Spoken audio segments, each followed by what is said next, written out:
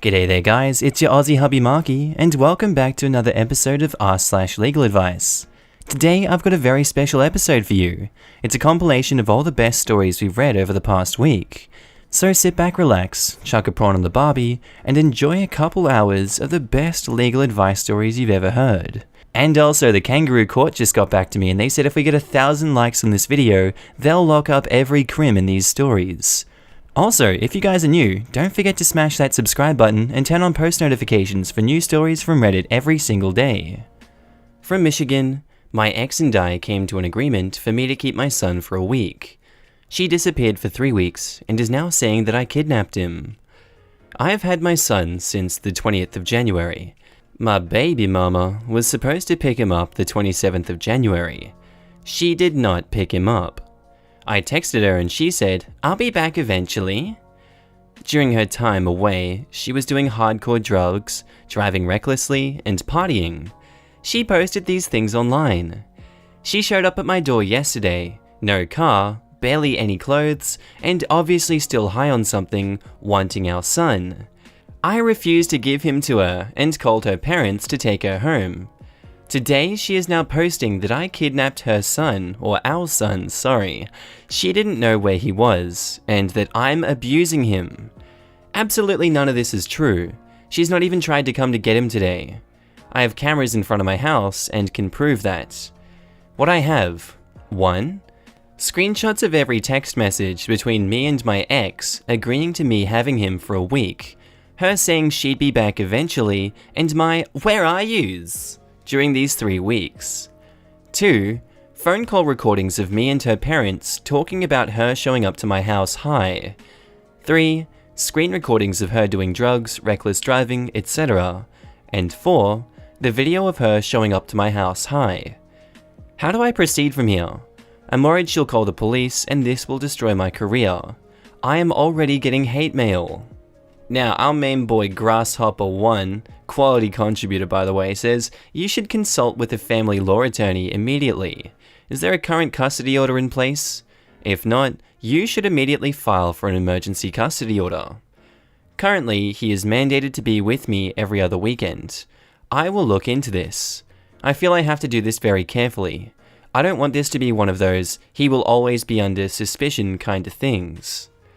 Oh my god, yeah, she literally abandoned your child for weeks to go off partying. You won't be under suspicion for being the only decent parent that child has. Also, you can get it put in the court order that if she wants any visitation with the child, she be subject to random drug tests. Now, let's hold on to that statement, the only decent parent that child has, because I looked through this guy's profile. Let's have a little lookaroo at his posting history that he's had. Am I the a-hole for being upset that my coworker slept with my brother? For not taking my son when it wasn't my time? How do I go about getting custody of my son? You know, fairly mild stuff, but now onto a confession. I nutted in my brother's shampoo as payback. I can't bring myself to hate my father. I can't seem to hate my dad. It's too much. Am I the asshole for the way I forced my employees to talk to Indian people? Obviously, this is all being taken out of context, but man, this guy is insane.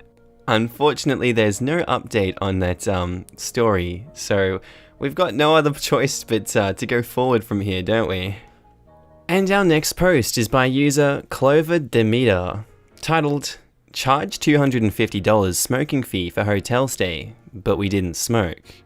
Location, USA, date on screen. We woke up this morning to a $250 smoking fee for our hotel stay over the weekend. Neither of us smoke in any form, and most certainly did not smoke this weekend. We called the hotel to see what was going on, and ended up speaking with the manager, who said she herself confirmed our room smelled strongly of marijuana, the sticky icky. The smell must have occurred after we checked out, for we did not smell any marijuana smell when we did check out earlier around 10 AM. They said they came up for cleaning around 11 AM, and that was when they noticed the smell. The manager said she would not reverse the charges, and overall was not willing to discuss anything further. We asked why no one called us or informed us. We only found out due to the final bill sent the next day, and she said it was because we had already checked out. They also said they had no physical proof other than the potent smell in our room. I read online I can try to dispute this with my credit card, which is Discover, which I intend to do. But they mentioned they can't do anything while the charge is pending, and that we'd have to wait for it to clear. The part that makes me nervous is that we actually were staying at this hotel due to our wedding. The hotel hosted our wedding block, and we put down a $1,000 deposit for any damages outside the guest rooms, such as sound disturbance, damage to our property, etc. But the guests were still responsible for individual room damages. The group manager let us know this deposit would be returned within a couple of weeks after our wedding weekend. I guess I'm just nervous to dispute the charge while they're still holding $1,000 from us. However, I don't want to sit on the charge either. Has anyone dealt with this? What is the best course of action? Do we ask for written proof from the hotel? Should we back off until we get our $1,000 deposit and then fight, or do we fight right away? I have to admit, I'm trying to stay positive and not let this get to me, but I've never been blatantly told I'm a liar before, and it was a pretty upsetting thing to wake up to on the first day of our honeymoon. Update: thank you all for your responses. It was very reassuring to hear many say what we felt that smell was a vague and subjective proof. To answer questions quickly, yes, we thankfully paid with a credit card, and Discover seemed open to hearing our case, but told us to call back once the charge was processed. It's currently still pending, and we will go from there. We did call them back and ask if any rooms around us had a smoke smell. They said none did. If they were certain it was from our room, they said they were. If we could take a drug test, they said it wouldn't matter as someone else could have smoked in our room. And what we could do to process a formal complaint. They recommended emailing them. I will say the last manager we talked to, we spoke to a few by the way, seemed like he may have believed us, but said it didn't matter if we didn't smoke and didn't know who did, as the room was in our name and was our responsibility regardless. So I guess if an elephant storms into our rooms smoking marijuana, whoops, still have to pay. I don't know, that response didn't sit well with me. However, good news.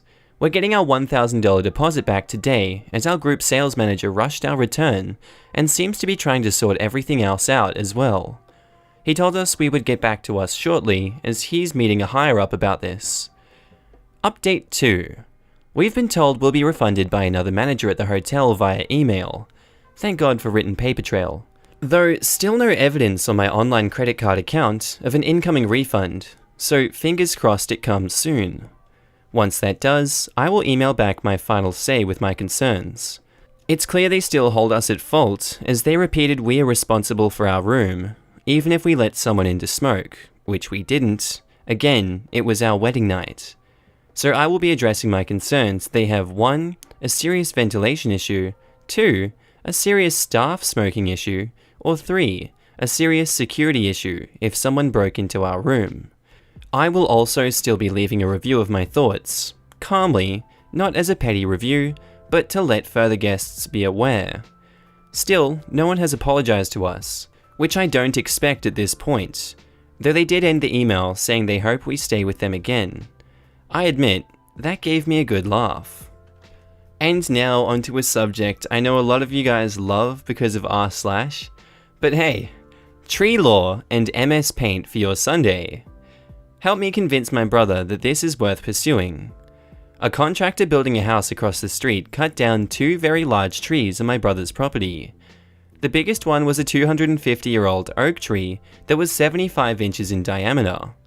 I don't know why my brother is reluctant to go after this contractor, but can anybody give me some links to success stories I can send him? Maybe something to show him how much this might be worth. I know from many happy hours on r/LegalAdvice that he is going to need a survey and an estimate of value from an arborist. Arborist, I don't know that word.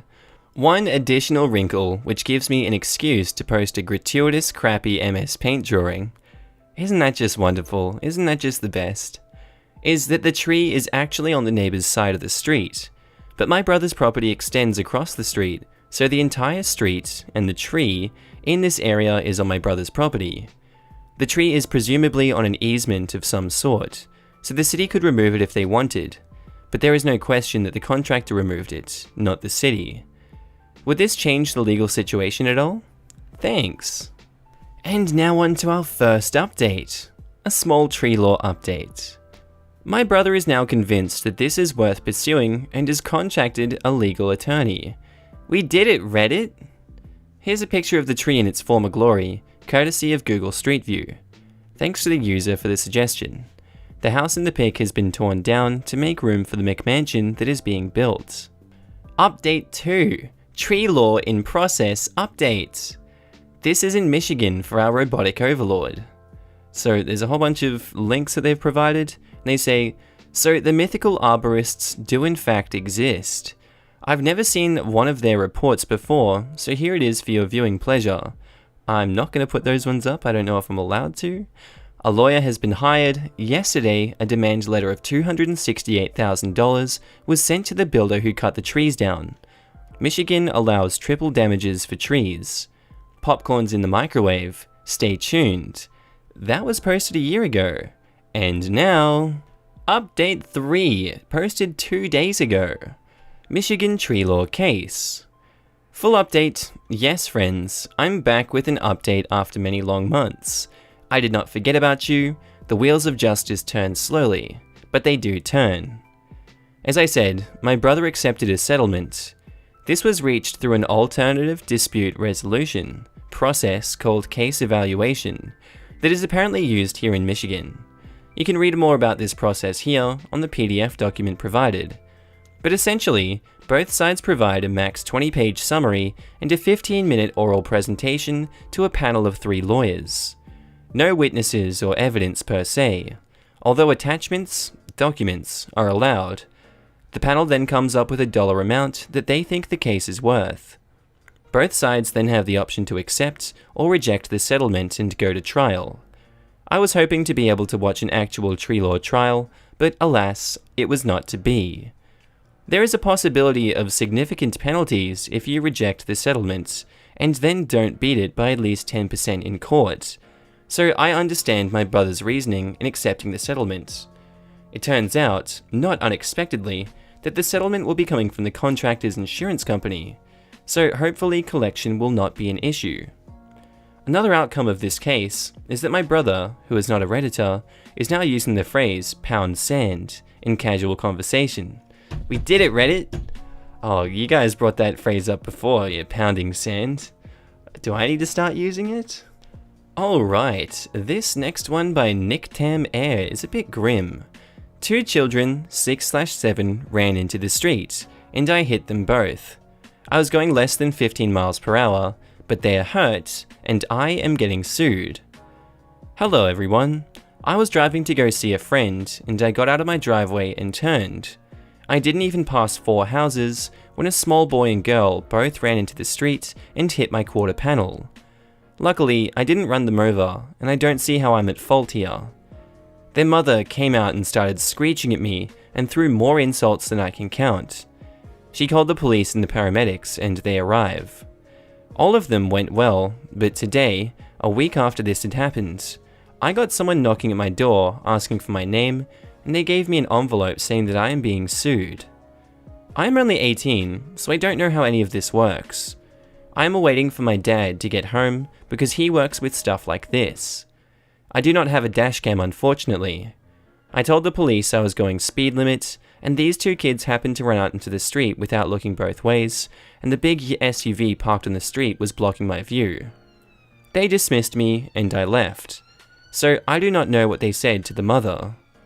But now I'm getting sued, and I don't know how to defend myself really, and we don't have the budget for a lawyer right now. We do, but it's not how we want to be spending money at the moment. I'm thinking of taking a picture of my point of view with the SUV parked where it was, but that's really all I got. Any help is appreciated. Thank you. Edit. Thanks to everyone who commented. I can't really respond to each individually, but I've read all of them, and I'm keeping everything in the back of my mind in case I need it. And yes, my diction was off. They ran into me. I technically didn't hit them. I will refrain from saying that. So a suggestion is, call your insurance company and cooperate with them. They will handle it, that is what you pay them for. Chances are the case will settle. Most personal injury cases, like 98%, do, but you might have to go through some legal stuff first, most likely a deposition. Your insurance lawyer will walk you through it, just cooperate with them as best you can. It's a process that can take years, so don't get overworked about it. You shouldn't be personally on the hook for anything as long as your coverage isn't crap, and if you find out it is, cross that bridge when you come to it. For now, take a breath, call insurance, and do what they tell you. And update, 2 children ran into my car in my neighborhood and mother sued me. I had the hearing a few weeks ago. The results are quite anticlimactic. I am off scot-free, as I should be. A shop repaired my car and I didn't have to pay out of my pocket. The mother was found guilty of negligence or something along that sort. So I have to go to my neighbor's house to check my mail, and I'm looked at adversarially when I pass by. I haven't seen them this past week, however. My car is as beautiful as ever, and I don't think the kids have anything against me, as they were no part of the idiocy their mum initiated. I don't know if I missed anything. I'm just writing an update because the original post got some traction, and I think I recall a few people asking for an update. If you guys have any other questions, I'll respond eventually. And now onto our next post. My autistic brother was banned from the local hobby shop. Is this legal? So my brother suffers from high-functioning autism, so he has a hard time socializing. One place he loves to go is a local hobby shop. Me and my brother are regulars there and have spent thousands of dollars over the years. This last week, however, my brother was banned from the shop. A girl who also goes there claims my brother tried to kiss her, and when she refused, he groped her. I tried to talk with the owner, and he knows my brother is autistic, but he refuses to unban him. He said that he can't allow him in because he's a threat to his female customers. I think this is crap. I talked to my brother about this, and he understands he did a wrong thing, but he can't understand why he was banned. So he's been very depressed this past week and wants to go back to the store. Is there anything I can do? Is this discrimination because he banned my brother due to his autism? My parents are planning on getting a lawyer and suing the owner. Will this fix the issue? Edit. My lunch is over and I need to go to class. Thanks for helping me see I was wrong. I'm going to talk to my parents and stop them from suing. I'm going to go to the owner after school and apologize for bothering them and how I acted because of this. Well, that was a quick change. He said, he didn't ban your brother due to his autism. He banned your brother because he assaulted a customer. That's perfectly legal. I realize that it's hard for your brother, but it's pretty hard on somebody to be assaulted when they're shopping too. And this was them at the time before they wrote that update. Steel Peanut 22 says, I understand their fears, but we have gone to this shop for years and nothing like this ever happened before. He only banned him because he thinks he's going to do it again because he's autistic. If they think he's going to do it again, it's because he did it in the first place. It's not like everybody has to assault a woman once before they learn not to do it. But they might not even think that he'll do it again. They might just want to let the woman who was assaulted in their store shop without dealing with the guy who assaulted her. That's a very good point. Also bear in mind, he seems ignorant because the guy posting this was 16 and the brother was 19, so a little bit of development is needed, I think. Now onto the update. My autistic brother was banned from a local hobby shop. So I want to start out by saying that I was wrong, and I want to apologize to anyone I may have hurt with my last question. It was wrong of me to defend my brother's actions, and I wish I could have seen that at the time, but that was the past. I went to my parents and talked to them, and they have begun to see that they were wrong too. Me and my dad went last night and apologized to the shop owner for our actions, and how we treated him and the victim of my brother, and that we agreed with this ban. The owner was genuinely happy with us for this, so I'm glad we did that. The girl who my brother touched was also at the store, and despite what many of you said, I felt that I needed to apologize to her too, because she deserved it after my actions, and she thanked me for it. My parents are now looking into different options to deal with my brother, including therapy and other programs. I really want to end this by saying thank you for helping me learn that I was wrong. Like I said, I'm sorry if I hurt anyone with my post. I didn't mean to do that, but it was wrong of me to. This has been a learning experience for me, and I hope that I can become a better person because of it. I don't really know what else to say to that one. I hope that that 16-year-old, a year ago from this post has learnt the difference between right and wrong. Even if it is family, they're not always, blood is not always thicker than water is all I'm going to say. Anyway guys, on to our last story.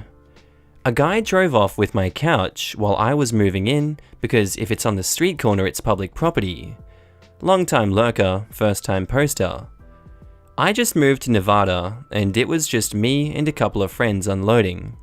So we left some things in the street next to the moving truck while we did the heavier items like desks, shelves, etc. as a team. I came out after bringing in some boxes. Had been gone roughly 15 minutes to find a guy had loaded my couch into the bed of his truck. I ran up to him and explained I own the couch. He said that since it was on the street corner, it's public property and he's within his rights to take it. He drove off before I could block his car. I did get his license plate and went to the police to make a report, but they asked me if it was in fact on the curb, and I said it was. But it was also pretty obviously next to a moving truck. It was wrapped and surrounded by boxes. And I told him it was mine and I was moving, but the police didn't say anything that inspired hope. The couch has been in the family 3 generations now, and while it probably isn't worth more than a few $100, it is sentimentally priceless. Is there anything else I can do or further ways to escalate this to get my couch back? Thanks all. Mendeki reckons, make the report, keep pestering the cops. Yes, it's theft. Escalation with the PD, abandoned property is one thing, but the circumstances here clearly indicate that it's not abandoned. OP says, awesome, thank you. So it isn't actually going to hold firm that if it's on the corner it's public property. Because I know trash is public property, but this clearly wasn't trash. Abandoned property relies in part on the circumstances on which it's found. In a black trash bag on the corner? Yeah, that's abandoned. On a street corner with a sign saying free? Yeah, that's abandoned. Next to a moving truck with a lot of other items from and in the truck while people are moving things in? No, that is not abandoned. This guy is trying to make a legal justification for his theft. And also, outside of filing a police report and providing the information such as description of the driver, the license plate and the description of the vehicle, the only avenue I can think of is hiring a personal investigator to go look for the guy. But that's going to be prohibitively expensive. How expensive? I'm literally delaying my parents' visit out here because I do not know how to explain that we no longer have this couch. I'd be willing to go pretty deep to get it back. And they reckon you'd have to hire a PI to track the couch down, confirm its whereabouts, convince police to take action, then potentially hire a lawyer or sue this person in small claims court. So probably 3 months at earliest, thousands of dollars in expenses. Oh yeah, I don't have the funds for that. If I did, I'd be seriously considering this though. Thanks for the help. And now onto the update for this post. A guy drove off with a couch while he was moving in, and it's considered public property. Thank you to the user who suggested I look in the Facebook Marketplace. I found it in there and got the name of the man who took it.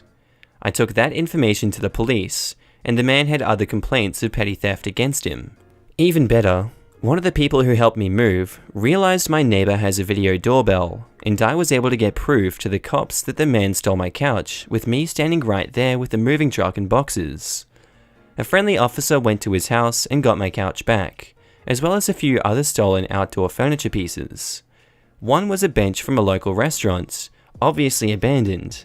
I don't know the other situations. I deeply appreciate your legal advice. I now won't have to tell my parents the beloved multi-generational couch is gone. Cheers.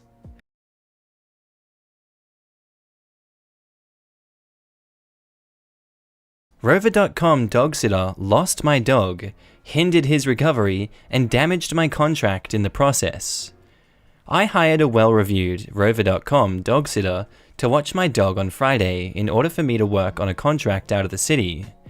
I dropped my dog off at the city's house at noon on Friday, and at 8:30 PM, he sends me a message letting me know that my dog had escaped. Something about his girlfriend and an open door. I break my work contract and race back to the city to start looking for him, and posted his info on several social media sources to get as much exposure as possible. I find out through Buns and Facebook that my dog was sighted about a kilometer away at 6:30 PM. So this guy waited several hours before letting me know that my dog was missing. I get into the city and start looking on foot. He informs me that he has called the police and Toronto Animal Services, and has ordered a set of missing posters to put up in the neighbourhood through Rover. He then tells me that he has a bunch of friends and family canvassing the neighbourhood looking for him. Great, right? This is where things get unpleasant. It is -10 degrees outside, or -10 degrees, and as it gets later and my search gets wider, I realise that I'm the only one looking for my dog. I call rover.com repeatedly, and they say all they can do on their end is encourage the sitter to go out and look, but apart from that, their hands are tied. I get a tip from Facebook that a dog similar to mine was brought into TAS, but I need to call them for a more accurate description. So I in fact call the Toronto Animal Services when they open on Saturday morning at 8 AM, and discover that it isn't my dog. At that point, they inform me that they never received a missing dog report for my dog the night before, and that I would have to submit one myself, plus 12 hours after he went missing. This is the first confirmed lie from the dog sitter. I continue my search throughout the morning with no leads. I double back into the neighbourhood and still don't see any missing posters or anyone else searching.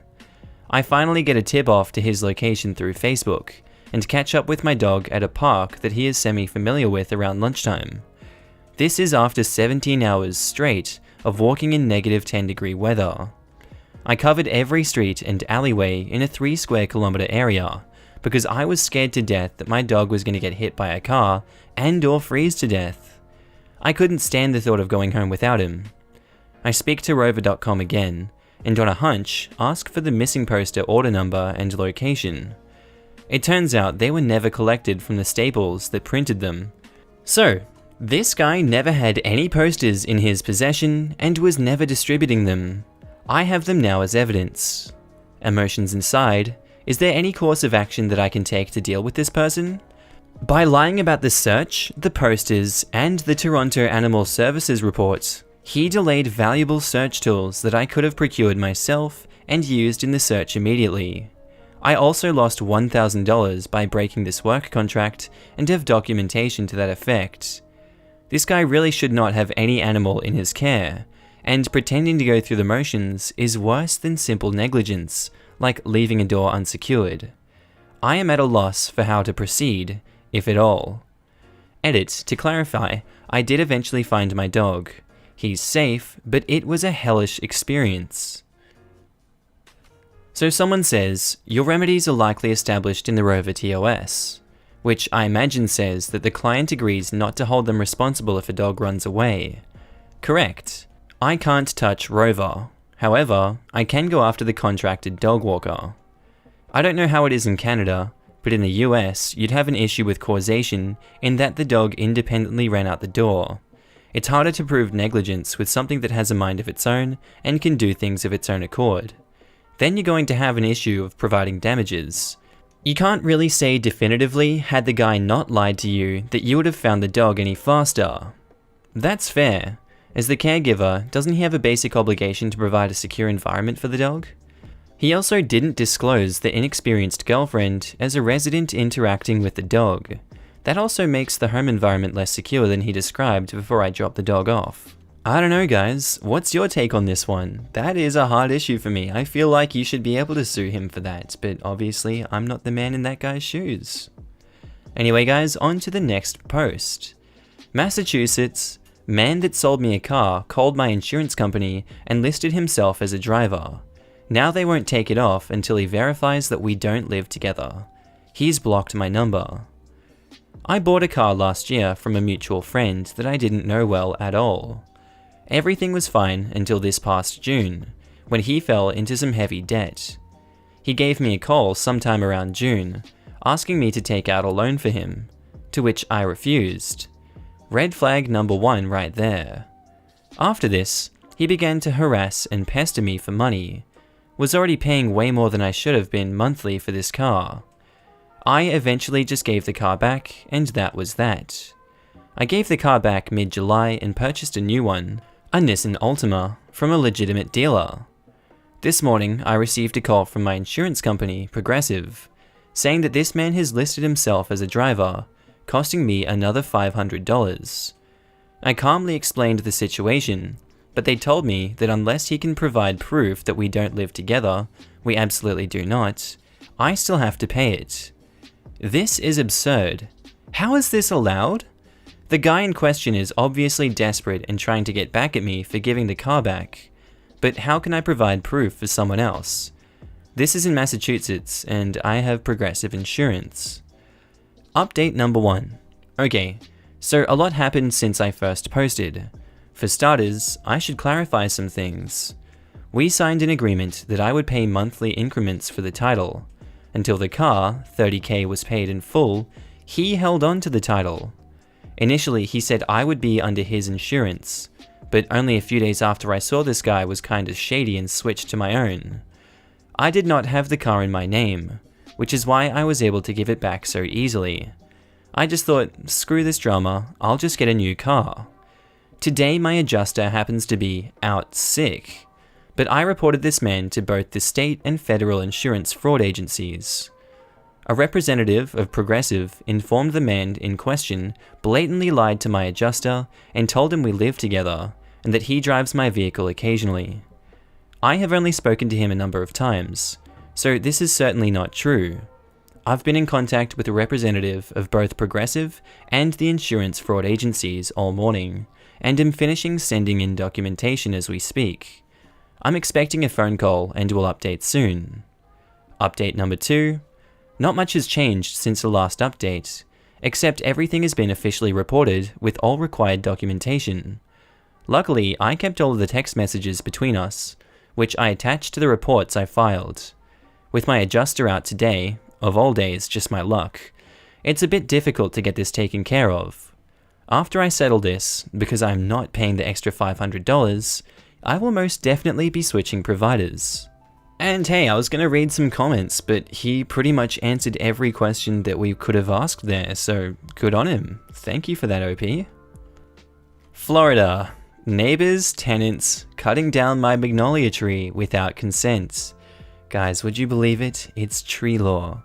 And look, there's a Microsoft Paint diagram. Oh my god.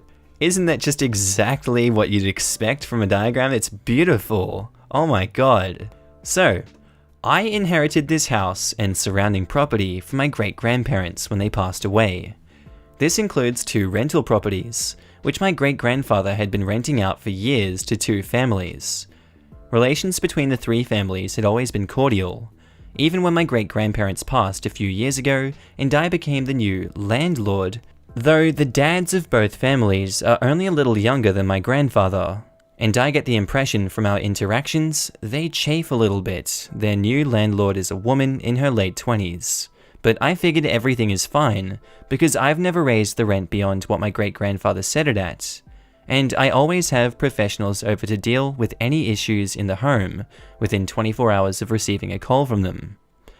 About 3 years ago, a local kid was messing around in my magnolia trees and broke his leg. My homeowner's insurance paid the settlement to the kid's family, but just to be on the safe side, I had a surveyor come out and mark the property line for my lot. They also used the words plat, but I'll be honest, this isn't my area of expertise, versus the lots of the other 2 rental houses that is, and then had a contractor come out and put a white PVC fence at the property line, just to ward off a repeat incident. Like some kind of fairy tale, the kids of the families that rent from me fell in love and have decided to get married. They wanted to have a block party, and the bride's father asked if I'd be okay with them decorating on my property as well, since it's part of the block.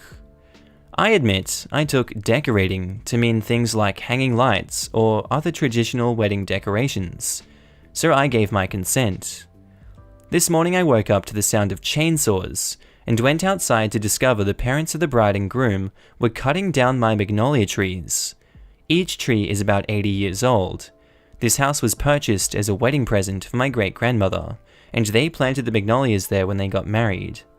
If my great-grandmother had lived, she'd be turning 100 next year, and they were cutting them down because they didn't match the bride's aesthetic vision.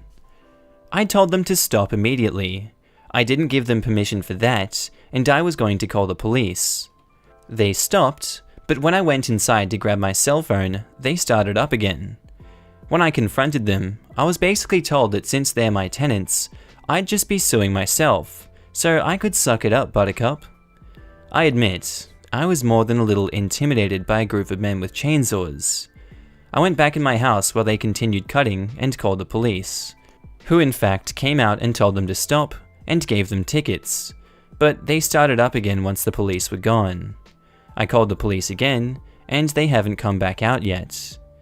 I've also already called an arborist friend of mine, I'm a florist, to come out and do an assessment immediately. I called my insurance company as well, and they're gonna have someone call me back. But while I'm waiting, I thought I would ask here, can I sue them, or am I, as their landlord, liable for their actions against me? Needless to say, no one is getting their lease renewed, even though they've lived here for decades. Sorry if this is rambly, the trees hold a lot of sentimental value to my family and I, so this is very emotionally draining. Well, if you've kept up with r/tree law well enough, you know they might get a pretty penny for this. Anyway, quick question, if they lived there for decades, do they even have a lease, or are they month to month? If they are month to month, I'd hurry up and send a notice via certified mail. I don't think you'd have a problem suing them for the lost trees provided you get a good lawyer, but I would be worried about them damaging your property to spite you. And OP says, they still have a formal year-long leases. However, one of those leases would normally be renewed in September. So August 1st, I'm sending them the 30 days notice that I'm not planning to renew the lease. The other has a good 6 to 8 months left if I remember correctly. The paperwork isn't in front of me. Alright, epic time. Patriot is here. Tree law guy here. I want to second and third some items that user Krieger81 and others have said.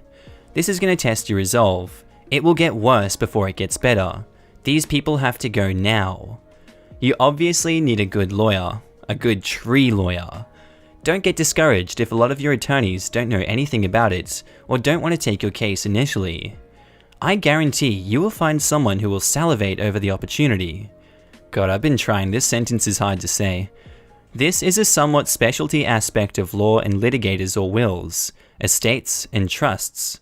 Attorneys may not value the case as highly as someone who is well versed with this area of law.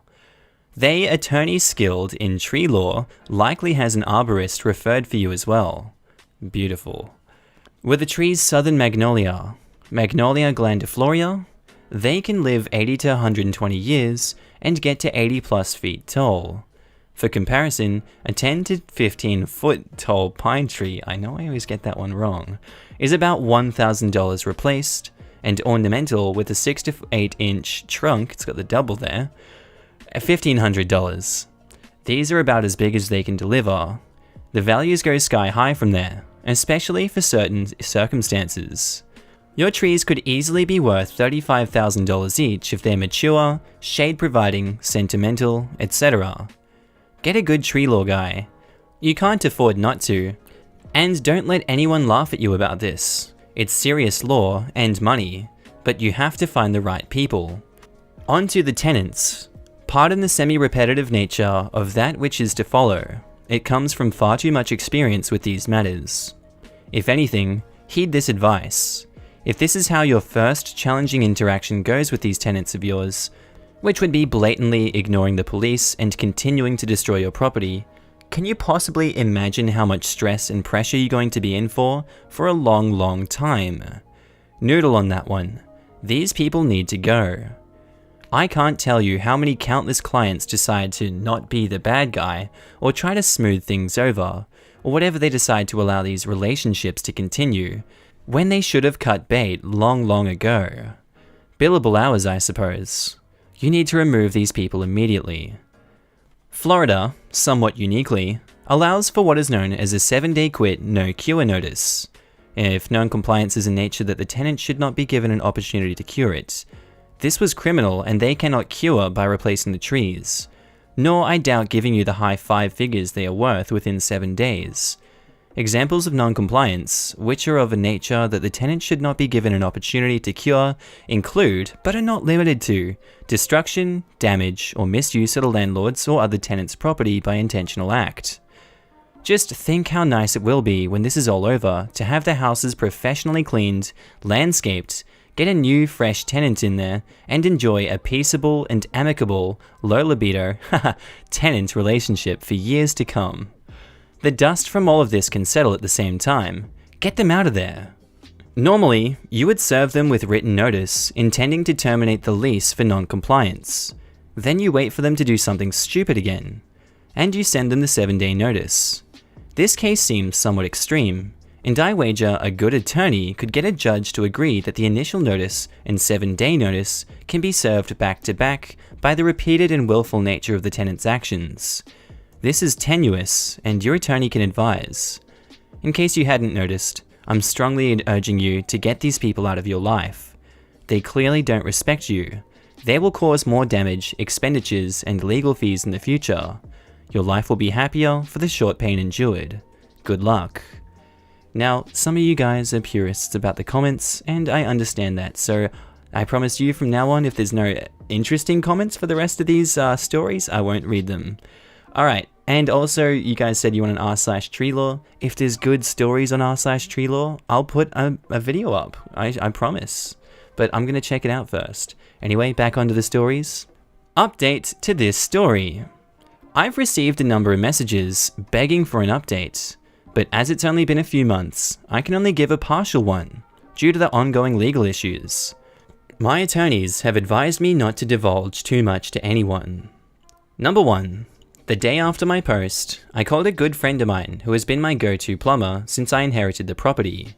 We went to high school together, to ask for his help. He went to both houses the next day, saying that I had called him last week since the water bill seemed high and asked him to come look at the pipes. He went through the houses, surreptitiously taking pictures while inspecting the bathrooms, kitchen and water boilers, etc. for leaks.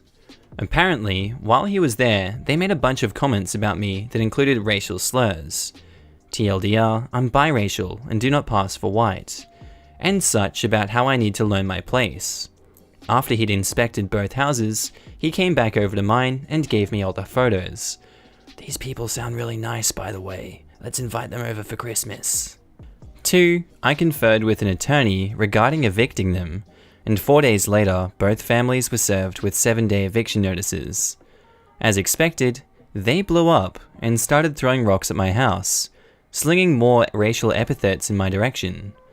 I'd always grown up being terrified of angry racist white men twice my size. I never realized how unbelievably pathetic they actually are until I watched them crying like babies while being hauled off by the police on the video cameras. 3. The bride made a very angry post on Facebook, followed up by standing in a church, small town, most of us go to the same church, during prayers and concerns, to beg for prayers for her family because our landlord is evicting us, all because she's jealous that I'm getting married. The pastor, feigning innocence, said, I thought she was evicting you all because your father and the groom's father cut down my great-grandmother's prized magnolias. Hardest game of you laugh, you lose I've ever played. Still proud I survived. 4. According to the arborists, yes, plural, though my friend came out and did an assessment, my attorney for the suit over the trees advised selecting someone who isn't so close to me for the paperwork we'll submit to the court, based on the number of trees cut down and the number of trees damaged beyond repair, and how old/well tended to those trees were. The value of the trees alone is more than I could sell all 3 houses for in the current housing market around here. Then the attorney started talking about how the damages are multiplied, and let's just say I would be quite happy with half that number. But I know when to zip my lips, so I let my attorneys handle the negotiating. 4. They did in fact destroy the houses as best they could. I have enough savings/inheritance left that I can live without the rents for a while. So I'm using it as an excuse to have both houses renovated since they haven't had major renovations since well before I was born. 6. The bride and groom got married and had their reception in the church basement instead of the cul-de-sac. They had to cancel the honeymoon to spend money on legal fees. Am I a bad person for being amused? 7. Hurricane Michael just gave me some wild thunderstorms. Thankfully passed over us with the worst of it. 8. My boyfriend of 7 years proposed. Finally, god dang. Other than that, you'll have to wait until the eternally slow court system process though. I do want to take a moment to thank you all for thinking of me, and for being so helpful with your advice, with what was a terrifying ordeal at the time. I'd never really stood up to my elders like that before, and it was comforting to know that not only did a gaggle of internet strangers have my back, but there were resources and protections in my community as well. Hip hip hooray for r/tree law. Alright, now on to some more unsettling content. What the heck is even going on? 9 says, my husband has been secretly recording me and us. What can I do? California. Besides leave, of course, but any advice on how to do that would also be appreciated, if that's okay to ask here. So my husband and I have been married for 2 years.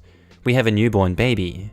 I just found out that he's been secretly recording me, in the shower, on the toilet, in other private situations, as well as recording us having sex and then uploading them to various porn sites. Some of his porn site content is behind a paywall, so I assume that he's making money off of this. I was never made aware and didn't consent and would never consent to something like that. To say I'm horrified would be an understatement. I will add that I tried to have a conversation with him about this, and he was extremely defensive, even with the evidence. Legally, what can I do?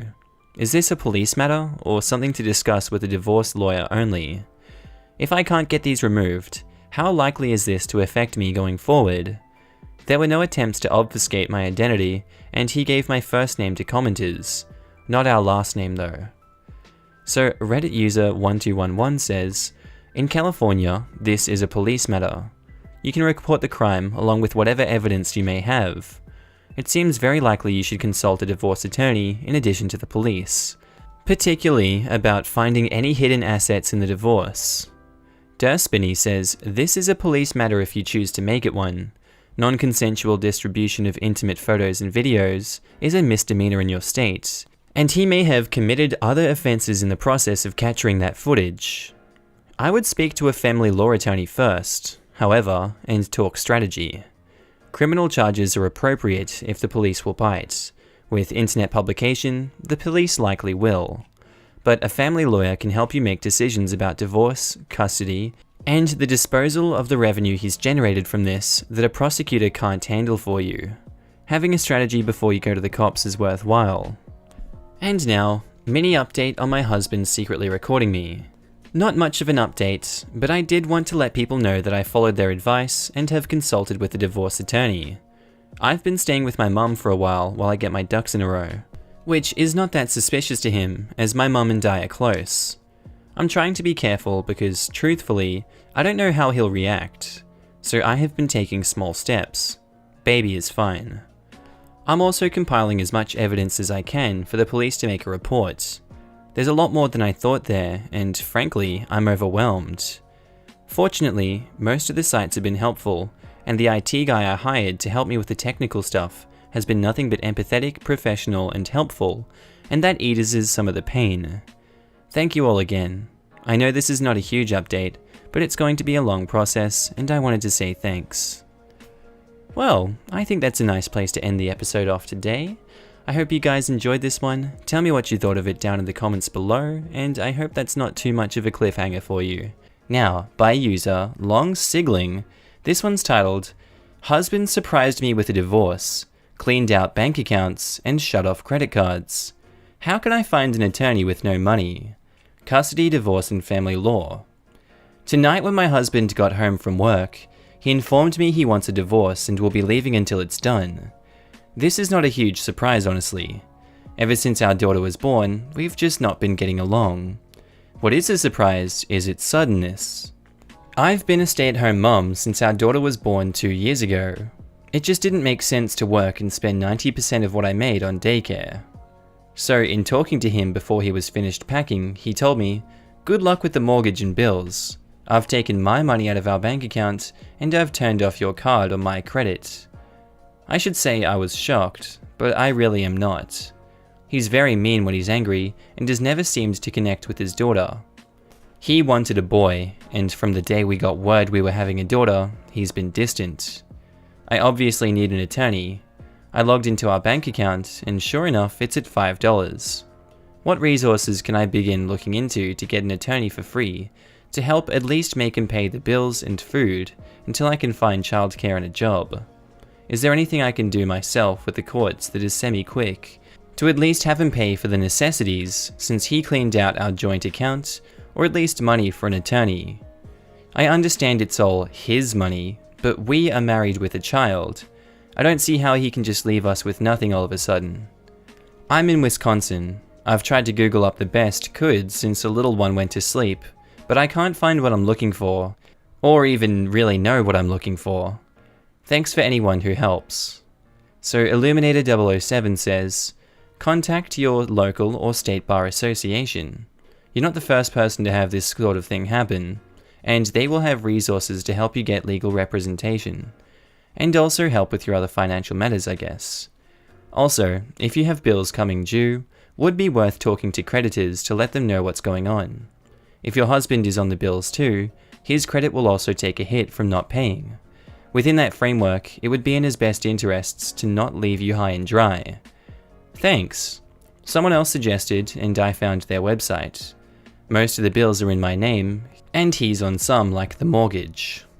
The Mighty Mogul says, see if your state has legal aid.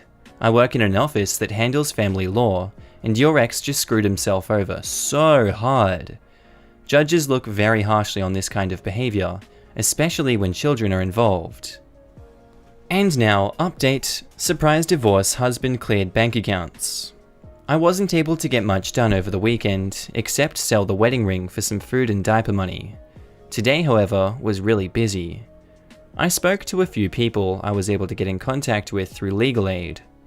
I'm told by the end of the week I should be with an attorney who can begin helping me file everything I need to begin doing, and hopefully begin tracking down where he's put all the money, and get some back so I can continue to survive until I can be approved for childcare through state benefits, and begin working again. I'm really surprised about how often this happens. There are entire places dedicated to helping men and women who have their wives and husbands do this to them. I am filing for divorce, before he can hopefully, and for the return of the money into our account, and in order to continue assisting with bills, child support, and other necessities such as diapers, mortgage, etc. I probably will not have another update for this for a long good time, but so many people wanted to make sure I was going to be okay, and with everyone's advice to contact legal aid, etc., it looks like it hopefully might get better soon. I also contacted the bank and other bills that are coming up that I won't make, and explained the situation. They are somewhat understanding, and hopefully I'll be back at work soon to keep current. Thanks everyone else and advice. And our next post by account number 496. My ex-husband and his new wife made my daughter a back brace out of wood and steel and forced her to wear it. Ow! My daughter is 9 and we share custody by alternating weeks.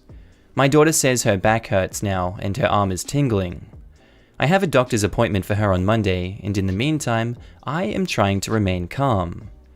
I confronted my ex-husband about it, and all he would say was one text message where he says his new wife didn't like how my daughter slouched at the dinner table. They aren't doctors, and there is nothing wrong with her that she needs a brace. I frickin' want to kill both of them. Is there a way that I can get a quick court date or see a judge? Because I don't want her going back there. When we divorced, it took a long time to figure out custody. Edit. Sorry, the location is the state of Florida. I'm so mad I'm having a hard time focusing. So Butterflies in here, yes, says, there's something called an ex parte motion that you could file. They are emergency motions that get you before a judge the same day you file. Your local family court should have a form for it. Whether your facts merit such a filing is completely up to you. And OP says, "Thank you, I'll go to the courthouse tomorrow and ask them about it." Rural Life says, "Report this to Child Protective Services. They may take this far more seriously than the police. One hand washes the other. In my experience, either agency will involve the other if need be. While I upvoted the advice to call the police, it wouldn't have been my first stop. OP said they blew her off. It's just a middleman. Even if they took a report and were compelled to contact CPS, she could just contact CPS if need be. You want the cops to make an arrest?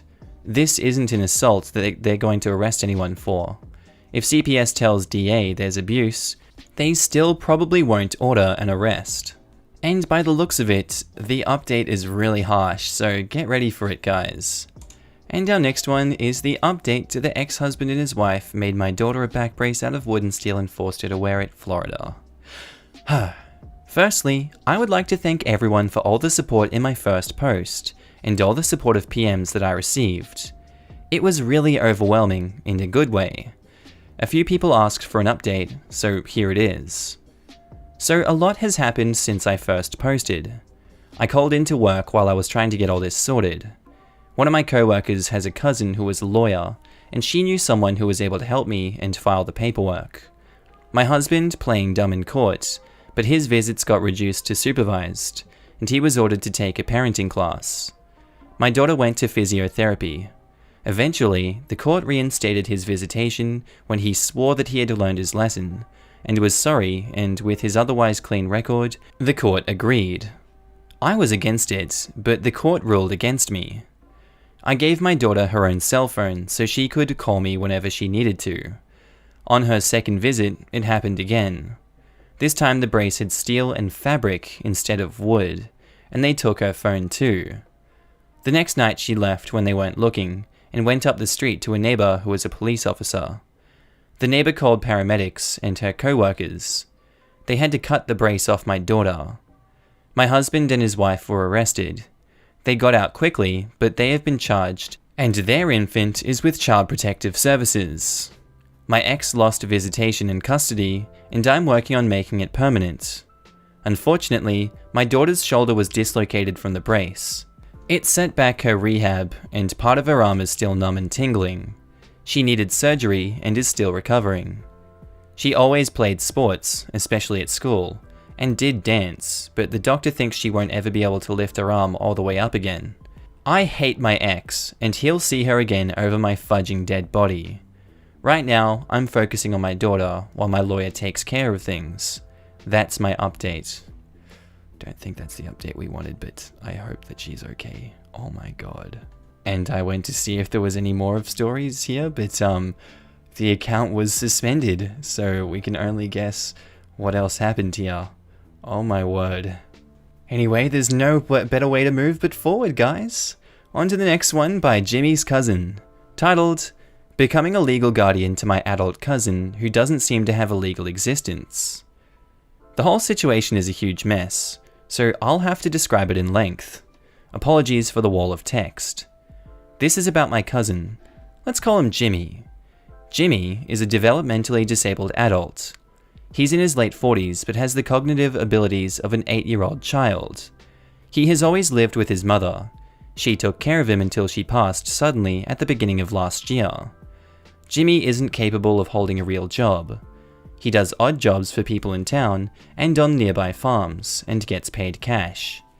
He and his mum lived on what little cash he brought home, and what I suppose was his mum's social security from how he describes it. They were very poor, but were capable of buying the basic necessities, and the neighbors gave them second-hand clothes or things they didn't need anymore. From what I understand, his mum owned their house, which is quite small and in a derelict state, and some land where they had a few chickens and a garden where they grow vegetables. They are simple people from a rural area who live on very little. Jimmy is partially capable of living on his own. That is, he can do some basic cooking, do the laundry, the house cleaning, and the groceries if it's a store that he knows. He also takes care of the chicken and the garden, but he can't drive, can barely read, and is not really capable of functioning in an environment that he doesn't know. He can't take care of anything like paying the bills, filing taxes. He doesn't have a bank account or anything like that. He's also shy and afraid of strangers. He keeps his cash in a box and knows not to spend more than he has, but doesn't really have a fine grasp on how money works. I should add that he's the kindest person I know and a hard-working man who never complains about anything. After his mother's passing, Jimmy stayed alone in their home, with no one to take care of him. He has lived there since then, about a year ago. I was out of state for years and only just came back and decided to go see how he was doing. I was shocked to see, although he has organized his life the best he could, he lives in absolute poverty. There's no working air conditioner in his home, and no heating to speak of. He hasn't paid the bills, probably doesn't know how to, so he has no electricity and no phone. Thankfully, he has a well that he can pump water from. He keeps himself clean, but with no hot water. It's like he was living in the 19th century. He survives on what little he makes doing odd jobs, buys some groceries and eats the vegetables he grows and eggs from his chicken, but it's not enough to feed him properly, especially in the winter. It seems that he's been left to live alone after his mum died, and has not reached out for help, and no one has given him a hand either. I was very surprised that he wasn't visited by Adult Protective Services or anything like that after his mum's passing. He clearly needs help, and he is not capable of asking for it. He needs a guardian, but doesn't have one. His mother was his actual guardian, but that was never made official. He always lived with her, and it looks like she never took any disposition about what would become of him after she died. She was a loving mother, but she wasn't very socially adapted herself. I and my siblings are the last family that he has. I'd like to become his guardian because I think he needs help, but I know that he needs to go on living like he used to, because removing him from his house would kill him. I don't think there's any way Adult Protective Services will let him live in his house, but that's what he needs. With help from a guardian, of course. His whole life revolves around his garden, his animals, fishing and taking long walks into the woods. He's capable of organizing his life in the conditions that he's used to. However, he completely shuts down when he's with strangers in places he doesn't know. I've witnessed that. Putting him in a home somewhere would be terrible for him. I inherited a house in a nearby town and I'm planning to settle there, so I could check on him. He seems to be okay with that. I've reached out to his mum's church pastor, and he thinks he could have church members organize a watch to go see him regularly and help him. I thought I would help him get help from services and help him file for SSDI, because he's physically fit to work but can't realistically hold a job and he is disabled. But as I did so, I wasn't able to find an ID, a birth certificate, a social security number, or anything. I searched the whole house thoroughly but couldn't find anything. He doesn't have a driving license or any kind of ID. He's never filed taxes or anything official like that. He has no idea what a birth certificate even is. I'm starting to suspect Jimmy's mother never bothered to even register his birth. That wouldn't be so surprising coming from her. So I have a lot of questions. 1. How can I legally become my cousin's guardian? 2.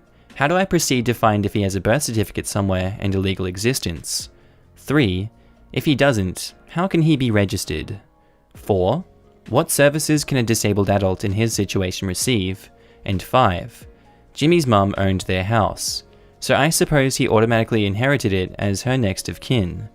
However, I couldn't find a copy of a deed in the house. Where could I get that, and how do I make sure that Jimmy is, or becomes the rightful owner of his house and can stay in it?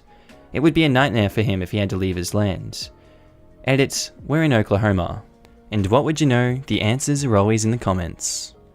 You need a family attorney that specializes in guardianship cases to handle this. Your wall of text isn't even close to enough information to give you a super accurate picture, and the only way for you to navigate this with as little damage as possible to Jimmy is by attorney. 1. You can legally become your cousin's guardian by petitioning the court for guardianship. You will have to take a class on what that means, and potentially do some extensive paperwork. Sadly, there will be no way to accomplish this easily, as Jimmy will have to be evaluated for guardianship, because he will likely never formally be assigned a guardian by the state. This means going to mental health professionals, visits from Adult Protective Services, Many people will enter his life if only to briefly evaluate if he is safe, competent, etc. Without a lawyer and no guardian, the state will have to immediately take him out of the situation he's currently in if they determine he is mentally unable to care for himself, which is likely given your description of his living conditions without power. With a lawyer, you may still have this problem, but the lawyer could potentially mitigate the issues. 2. If you have his birthday, you can find out this information. It would also be helpful to have his mother's death certificate, as it provides information that would be helpful in researching date of birth, full name, etc. This will cost at most a few $100s, but with a manual record search in the country birth registry, that would be likely less. 3. You would petition the court to do this with the county birth registry. There is a process for doing this that would be easier with a court order. 4. There are many services that he would be entitled to as a disabled adult. Too many to list, and they all have complicated hoops to jump through to qualify. 5. Start with the proper appraiser's office to get the information the county has on the property. This will allow you to do a title/deed search with county records. As a guardian, you could put the house into probate as the agent of the sole heir and get it transferred to him. All of this is to say that while Jimmy may enjoy living in his own little world, you would need to seriously understand that societally, this is viewed very negatively. During his evaluation, a caseworker may decide that Jimmy cannot live on his own, and a judge is almost always going to then follow that determination. You're doing the right thing trying to step up. Just be prepared for how different the landscape may look at the end of the journey. And OP says, "Thank you for your detailed answer. Much appreciated. Yes, I'm aware that things may not go the way that I imagine. I'm torn, honestly. I can't let him live in his current conditions. It would be cruel and downright neglect. I'm mad that his neighbors let him live like that and didn't do anything. On the surface, he looks like he manages, and he's proud of his perceived independence. But when you know him, you know that he needs help. At the same time, if he has to move, he will hate it. I convinced him to stay with me for a while in the house that I'm renovating, but after 4 days, he said he wanted to go home, and I couldn't convince him otherwise. I haven't found a good solution yet. As for your first point, you're right of course, but I know Jimmy will hate being prodded by social workers and doctors. I know it's for his own good, but he can be very stubborn, and it's going to be tough. I hope they let me, or someone he trusts, to be with him for this. Edit. I must add that I have paid his bills and given him food and blankets, so his conditions are a little less dire, but there is still a lot of work to do in the house. And now, update on my post about becoming a guardian to my disabled cousin. First, the good news. I've found an arrangement with my cousin. It took a lot of persuasion, but he agreed to spend his nights at my place while doing some badly needed repairs to his house. At least he has a warm and safe place to sleep, and I can make sure that he has a real dinner. He develops anxiety when he needs to change his routine, and this is a major change for him. I'm proud for him being willing to try. I drop him at his house in the morning, and either we do some work there, or I go to work and he spends his day as he's used to, tending to his animals and his garden and hiking. He says he needs to hike every day, even in terrible weather, otherwise he feels trapped and gets nervous. Then I pick him up in the evening and we go to my place. He seems okay with this arrangement for now. I'm not sure how long it's going to last, but for now we're fine. He's grieving his mother, and spending time in the place where they live together seems to comfort him, but I feel better knowing he's not spending his nights alone over there in a crumbling house. About the rest, now. Things are going to be complicated. I haven't been able to find anything about Jimmy's birth certificate in the county records. There isn't a deed for his house in the records either. I have no idea who could be the owner of this house and the land around it. I'm meeting with a lawyer soon to talk about the guardianship issues, and we'll need to discuss the rest too.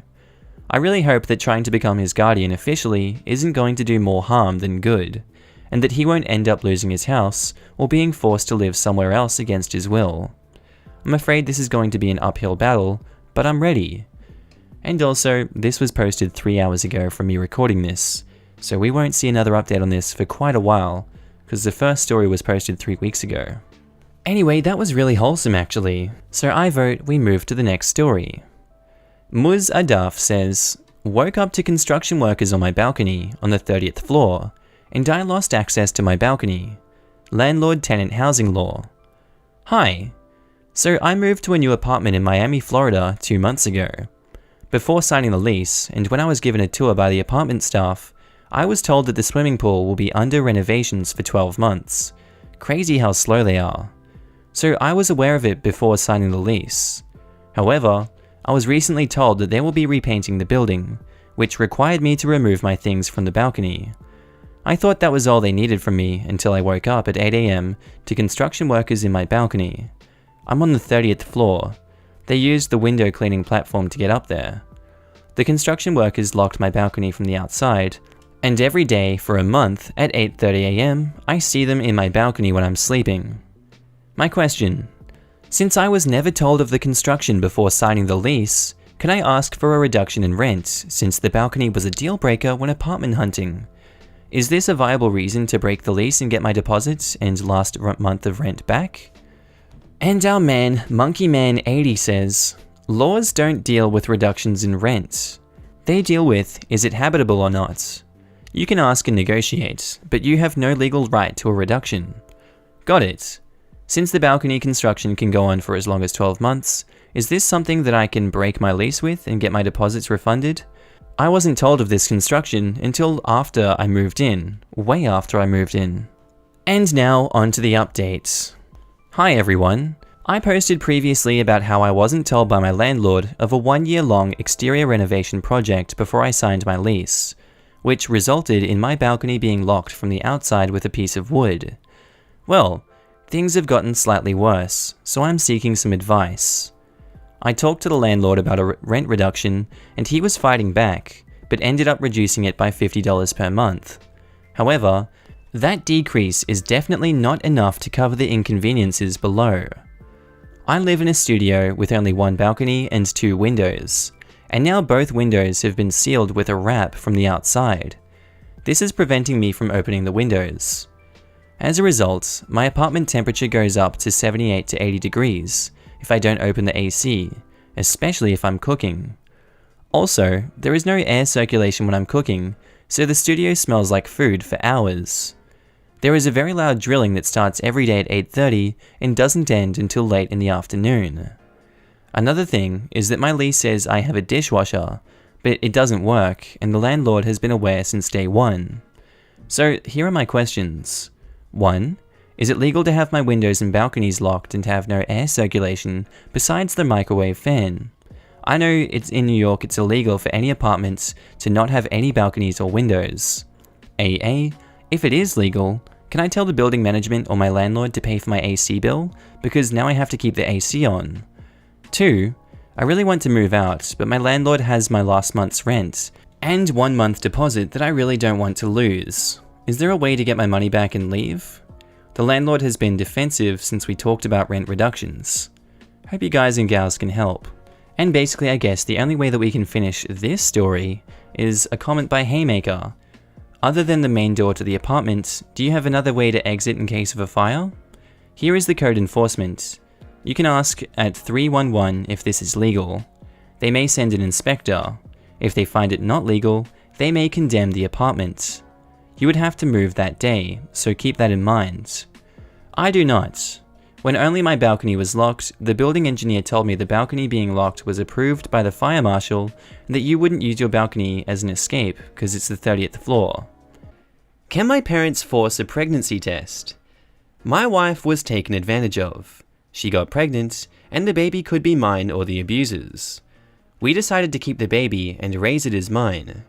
We never want to have a paternity test done on the baby because this could be devastating to her relationship with my wife. I'm a massive moron, and after my daughter was born, I thought that said Mormon. I just let slip to my parents that she might not be mine biologically. I tried to backtrack, but my parents kept pushing and pushing until my wife sat them down and explained the situation. They do not believe her. They think she cheated and that she is using me.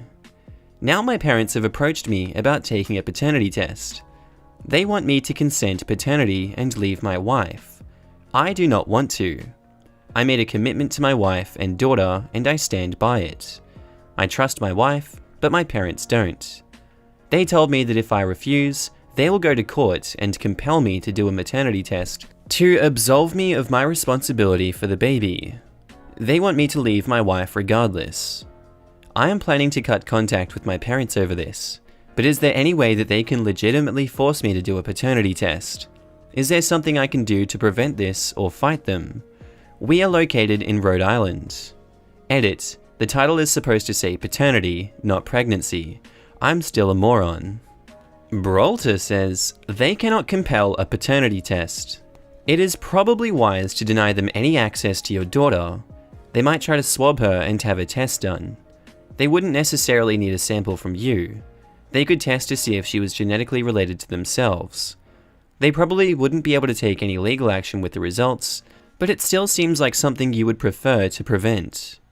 Edited to add, you should be aware that if your daughter is not biologically related to you, she will likely discover it someday. With lots of genetic testing opportunities available now, it is not as possible as it once was to keep genetic consanguinity skeletons in the closet. That's a new word for me. If she's a baby now, it will be many years before it is likely to be an issue, and it won't change your legal paternity. But as she approaches adulthood, you and your wife should decide if you'd rather discuss it with your daughter or risk her finding out another way. This is scary. We will keep this in mind. And now, can my parents force a paternity test update? I'd like to take a minute to say thank you to everyone who responded to my last post. Your advice helped prepare me for what came next. Pretty soon after I posted, I received a letter in the mail from a lawyer that basically said that my parents were demanding a paternity test on the basis of grandparents' rights.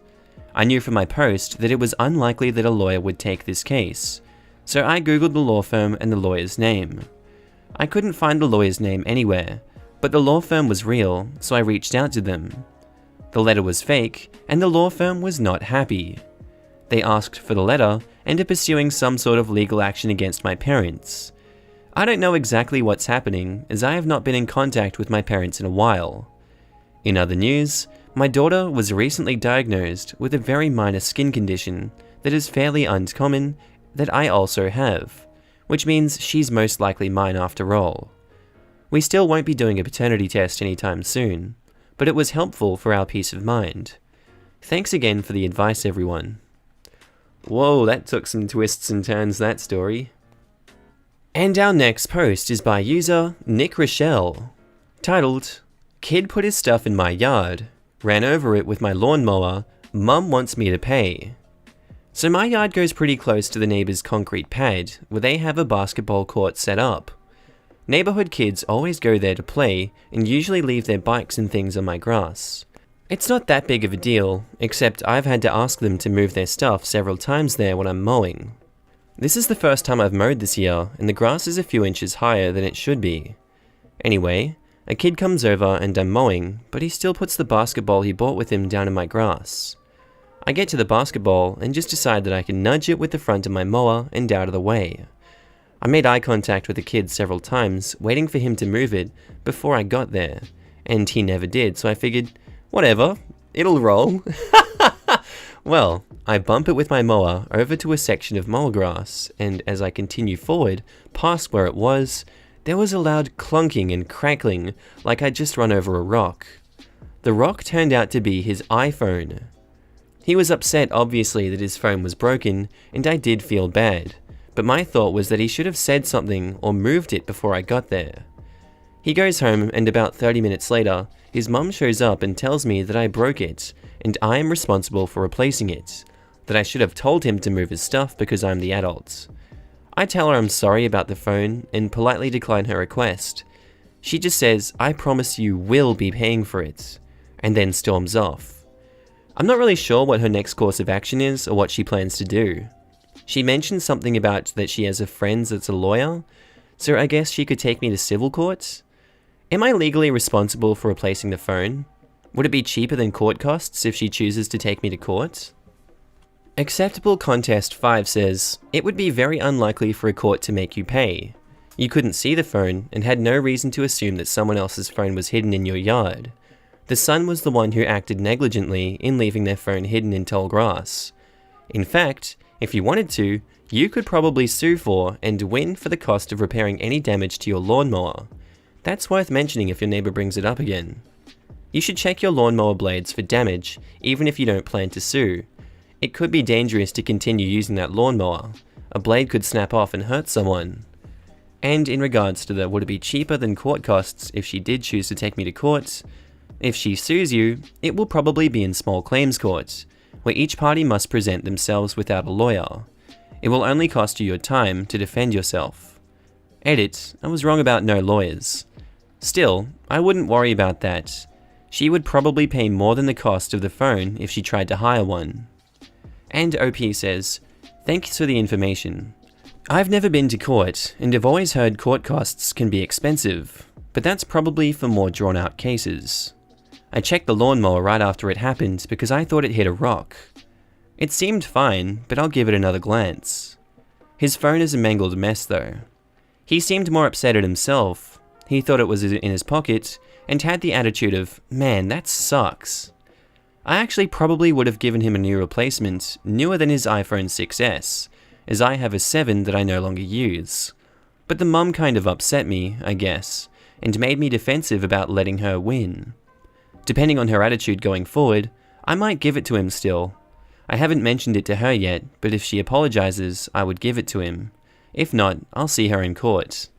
Ooh, that's juicy. If you have evidence that it's a 6S, such as the phone itself, hold on to it.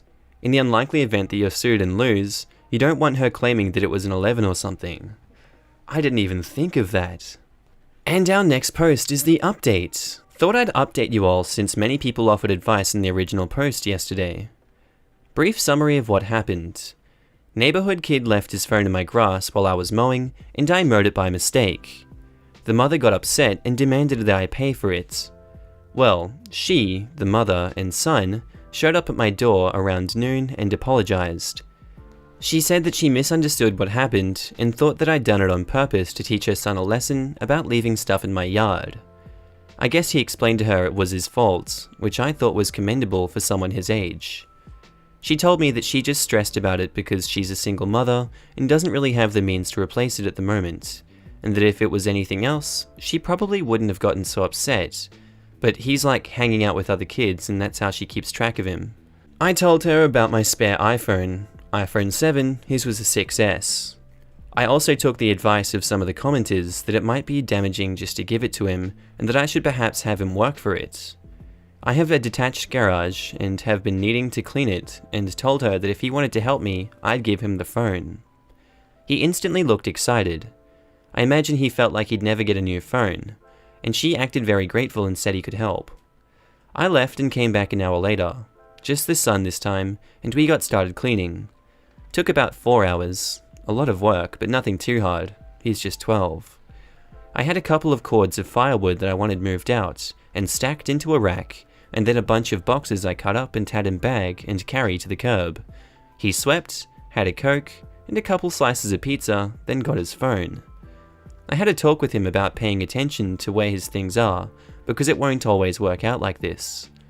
I also told him if he wants to mow my yard every weekend, and his mum says he can, I'll pay him $30 a week. It will probably take him a couple of hours though. He again acted excited at the thought of making money, and when I asked him what he'd spend it on, he said games. We figured out new games would be about $60, and he worked out that I'd pay him $20 for 3 weeks, then $65 on the 4th week so he could cover tax, because it might be hard for him to save. The 4th week he will do a little extra chore to cover the $5, like sweep off the porch or walkway. I hope I've done the right thing and didn't make him think that everything just works out, because I did my best to have him earn it, and hopefully showed him an equal measure of kindness that he will carry with him. I also didn't want the mother to stress over replacing the phone, as my mom was also a single mother, and I know how tough it can be. My own son is just 2, so it was my first real opportunity to pass on some fatherly wisdom, which I hope is what I did. Thank you for your input everyone, I really appreciate it. Our next post is by Ute Bud Cody, titled, My mum has my cat and repeatedly sent threats all weekend claiming that she beheaded him. However, the police say that the cat is still alive, and when I showed up to collect him, she refused to give him up. How can I get my cat back? Hello. For reference, I'm 23 and live in Texas. My mum also lives in Texas. My mum has a history of mental health issues. However, she was seeing a doctor and everything was straightening out.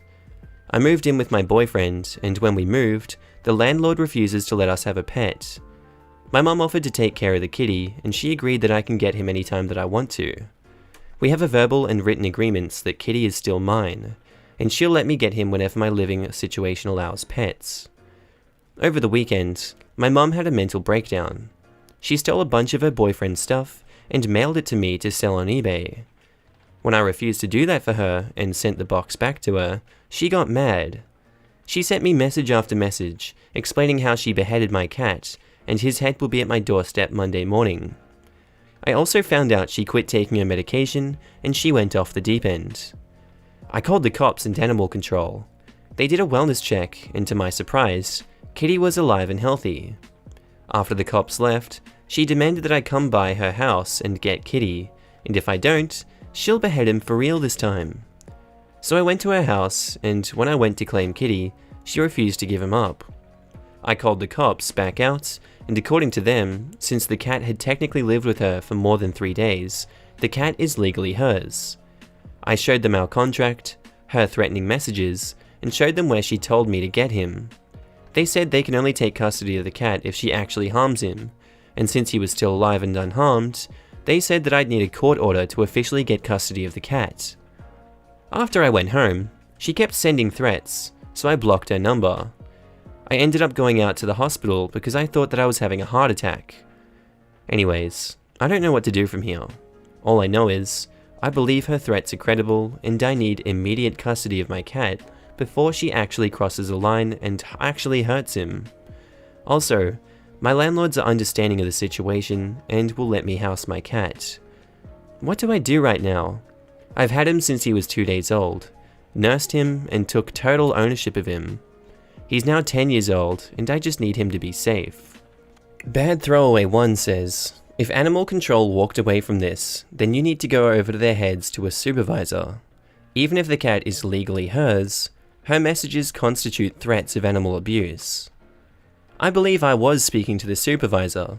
However, when they did a wellness check on the animal, they said the pet appeared to be unharmed, and they can't do anything else unless the pet is harmed. They directed me to the police. And now for the update. Hello. First off, thanks to those who commented with helpful advice. I didn't feel like advice to steal my cat back was legal, thus being in this subreddit. So I took one user's advice to talk to the director of animal control in my mum's city. She basically told me that the police have no idea what they're doing, especially when it comes to the law regarding animals. She said that the only thing I can do to get them to understand is to report my cat as stolen property. She said the police will understand what to do if I reference my cat as property and not an animal. I went to the police station and the police threw me out again. Despite I tried to report stolen property, they got upset at me and claimed that my cat isn't property. After 5 minutes of arguing, they sent a cop out to the lobby and he agreed to read my mum's texts.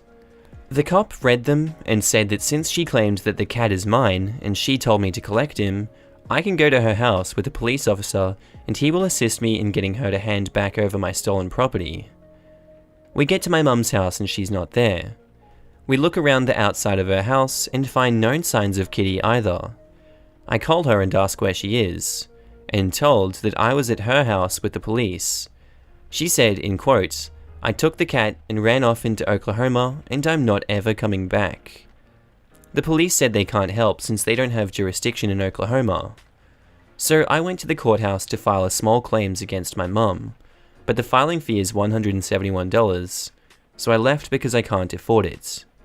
On my way home, I contacted Adult Protection Services in one last-ditch effort, but was on hold for over 3 hours. So I hung up and filed a complaint on their website. I also called my grandparents, and they were the ones who tipped my mum off, which is why she ran into Oklahoma. My mum played the poor me card, so my family bought into it. And somehow, I'm now the bad guy in the situation who is trying to murder the cat.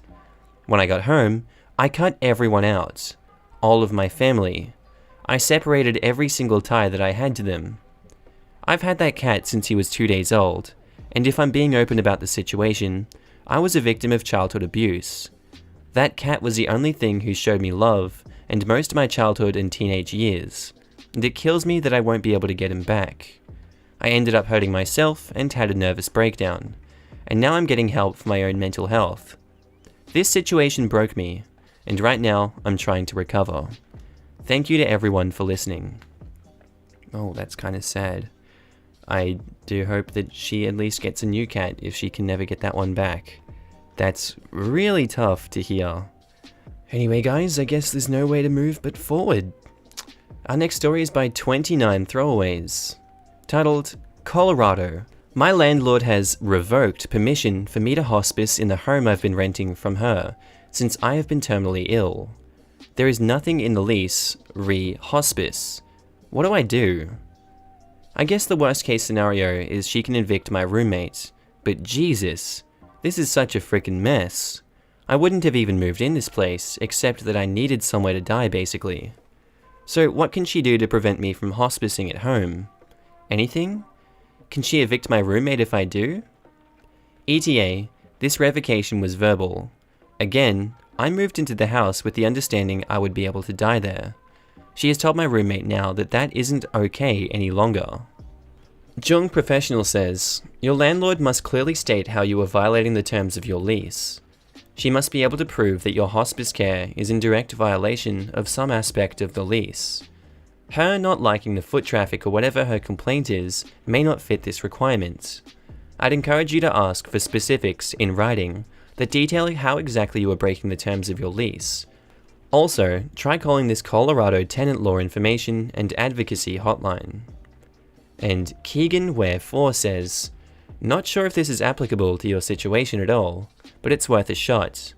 A girlfriend of mine had cancer and basically couldn't leave her house except for appointments, and even then, went outside in what was basically a hazmat suit. She was subletting the place, and the original leaseholder was evicted, but kept that fact away from her subletter, my friend. When the marshals showed up to evict the gal, she was like, yo, I literally cannot go outside. And the marshals turned it over to Adult Protective Services. The whole eviction got put on hold until APS could find her a place to stay. She ended up finding a new place in the meantime, thank God for slow bureaucracy, and got all moved. I would call APS in your state and see if they have any advice/help/services for you and your roommate. They should be able to help. And OP says, thank you so much. I am fortunate enough that I can afford to live somewhere without a whole lot of headache. It's just the fact that she thought it was okay to do this, like, no, not okay. And now, on to the update. My landlord has revoked permission to hospice at my home. What the heck do I do? Because I know you lovable jerks are all about the updates, and seriously, thanks for all of the kindness on my post. You all helped break the cycle of panic. Turns out it wasn't my landlord at all. It was my roommate saying my landlord had said that I couldn't hospice there. Yeah, I know. I specifically moved in with this person for this reason, with the understanding that I would be dying in this house. I'm not sure if it was malice or just idiocy, but apparently she thought that terminally ill was just a cutesy designation or something, and I guess she thought it wouldn't actually happen. So instead of telling me 6 months ago or 3 months ago, or when the hospice nurse started coming to the house, she tells me 3 weeks into hospice care that supposedly the landlord says you can't do in-home hospice here. Obviously, this is super legal. Thanks, LegalAdvice. And I call my lawyer, who calls me back at noon on a frickin' Saturday to say no frickin' way is this okay, holy crap. Lawyer wants the landlord's contact information ASAP so we can get moving on this immediately. I started to get suspicions when the roommate wouldn't give me the contact info for the landlord. Finally, after I threatened the roommate with lawyers, roommate gave landlord's info to me, and I called the landlord, and of course the landlord had no clue what I was talking about, because roommate hadn't even discussed it with her. So yes, it is an illegal eviction, and interestingly, because I subtenant to the roommate and not the landlord, yes, we are going to pursue it fully. My attorney is thrilled, my landlord didn't do anything wrong, and will be getting rid of a super shady tenant, my roommate. And my roommate will have to pay for what she did, hopefully. Everybody wins? Except, I still gotta die, yo. After I move, lol. At least I can afford it, I guess. Thanks, legal advice. Well, that's a really grim way to finish off a happy ending, my god. Alright, this next one doesn't technically have an update ending, but we can, imply it through the edits. NYC, I am being harassed by the Orthodox Jewish police in my home. This has been going on for almost 2 years since I moved in. I am at my wit's end. What can I do to stop it? I live in Brooklyn, New York. I purchased a condo about 2 years ago in a building where a good chunk of the apartments are rented out by Orthodox families. I would say that 45% of the building is occupied by Orthodox families renting, and the rest are condos owned and occupied by non-Orthodox people. I honestly did not care and did not think this would be a problem. Since I moved in though, this has been a huge issue. I don't want to go into this much detail since it would just lead to a rant, but the families in my building, do not like/agree with my lifestyle, and have been trying to make me uncomfortable enough to force me to move out. I honestly don't give two craps about their opinions, and typically try my best to ignore them. The issue is, they have been using the Jewish police to harass me. To give you an idea of the crap I'm dealing with, I'll tell you what prompted this post. I chose to have a Super Bowl viewing party today. About 30 minutes into the start of the party, when there were 5 people here, I get a knock at my door, and standing there are 2 fake police, who try to tell me that they got a noise complaint, and a complaint that we are using illicit substances, that I have to end my party. We were in my yard at this point, literally just talking and smoking cigarettes. My condo is on the ground floor, and people who live above me can see directly into my yard, so I'm assuming they're the ones who claimed the cigarettes were drugs. Since then, they've been standing outside of my building trying to prevent people I invited from entering, and have been harassing my guests, threatening to ticket them, and demanding to search them. I don't want to make this post too long, but this is the smallest of the crap that I've had to deal with from these fake police over the last 2 years. I am fudging done. I want this to stop. I have tried everything I can think of and don't know what else to do. I have tried calling the NYPD every time they show up. This has not worked. I have complained to my condo association, no help. I've contacted my elected officials, filed complaints with the city and state, contacted the Fair Housing Justice Center to file a discrimination complaint, and nothing has worked. I keep being told that what they are doing is not illegal, and that they have permission to impersonate, my word, the police, and attempt to enforce their version of the law. At one point, I was gone for a week, and my boyfriend was harassed for trespassing for going into the home that I own with my permission. I'm sorry that this is such a long run-on rant. I'm just so fed up with this bullcrap. I'm being discriminated against and harassed by fake police who are trying to bully me into moving out of a home that I own, on behalf of a bunch of people who don't even pay market rent to live in my building, because they can't stand to live with a gay person, and everyone is telling me this is illegal. Am I crazy here? How is this allowed? What can I do to stop it? Now, Evan was here says, record, record, record. Every time they come, record them. In New York City, you are allowed to record them. If they don't like it, tough. If they try and take your camera, have another person recording that. Let your friends know how to record them if they are being harassed. Compile the videos and bring it to a lawyer. Honestly, what they are doing is disgusting. As someone who was born Jewish, I have nothing but anger at how you are being treated. Someone mentioned zealots. This is exactly what they are. In towns upstate, these are the same type of people that will spit on women if they see them wearing pants or a short dress. The police can't do anything because they don't want to be called anti-Semites. But if you provide documentation of this hate that Shomrim are doing, well, maybe the NYPD friendly status can be taken away. Good luck. My building has cameras, and I've shown the footage to the board and included it in every complaint that I've filed, but it has done nothing. I think I need to find a lawyer now, but I don't even know for what, because technically when they come, they are always responding to some bullcrap complaint filed by someone in my building. They have never officially harassed me for just being gay, so I don't even think I can go after them for discrimination. They always pretend to be following up on a complaint. Now to the first edit. Since I'm getting this a lot, to clarify, my building has cameras.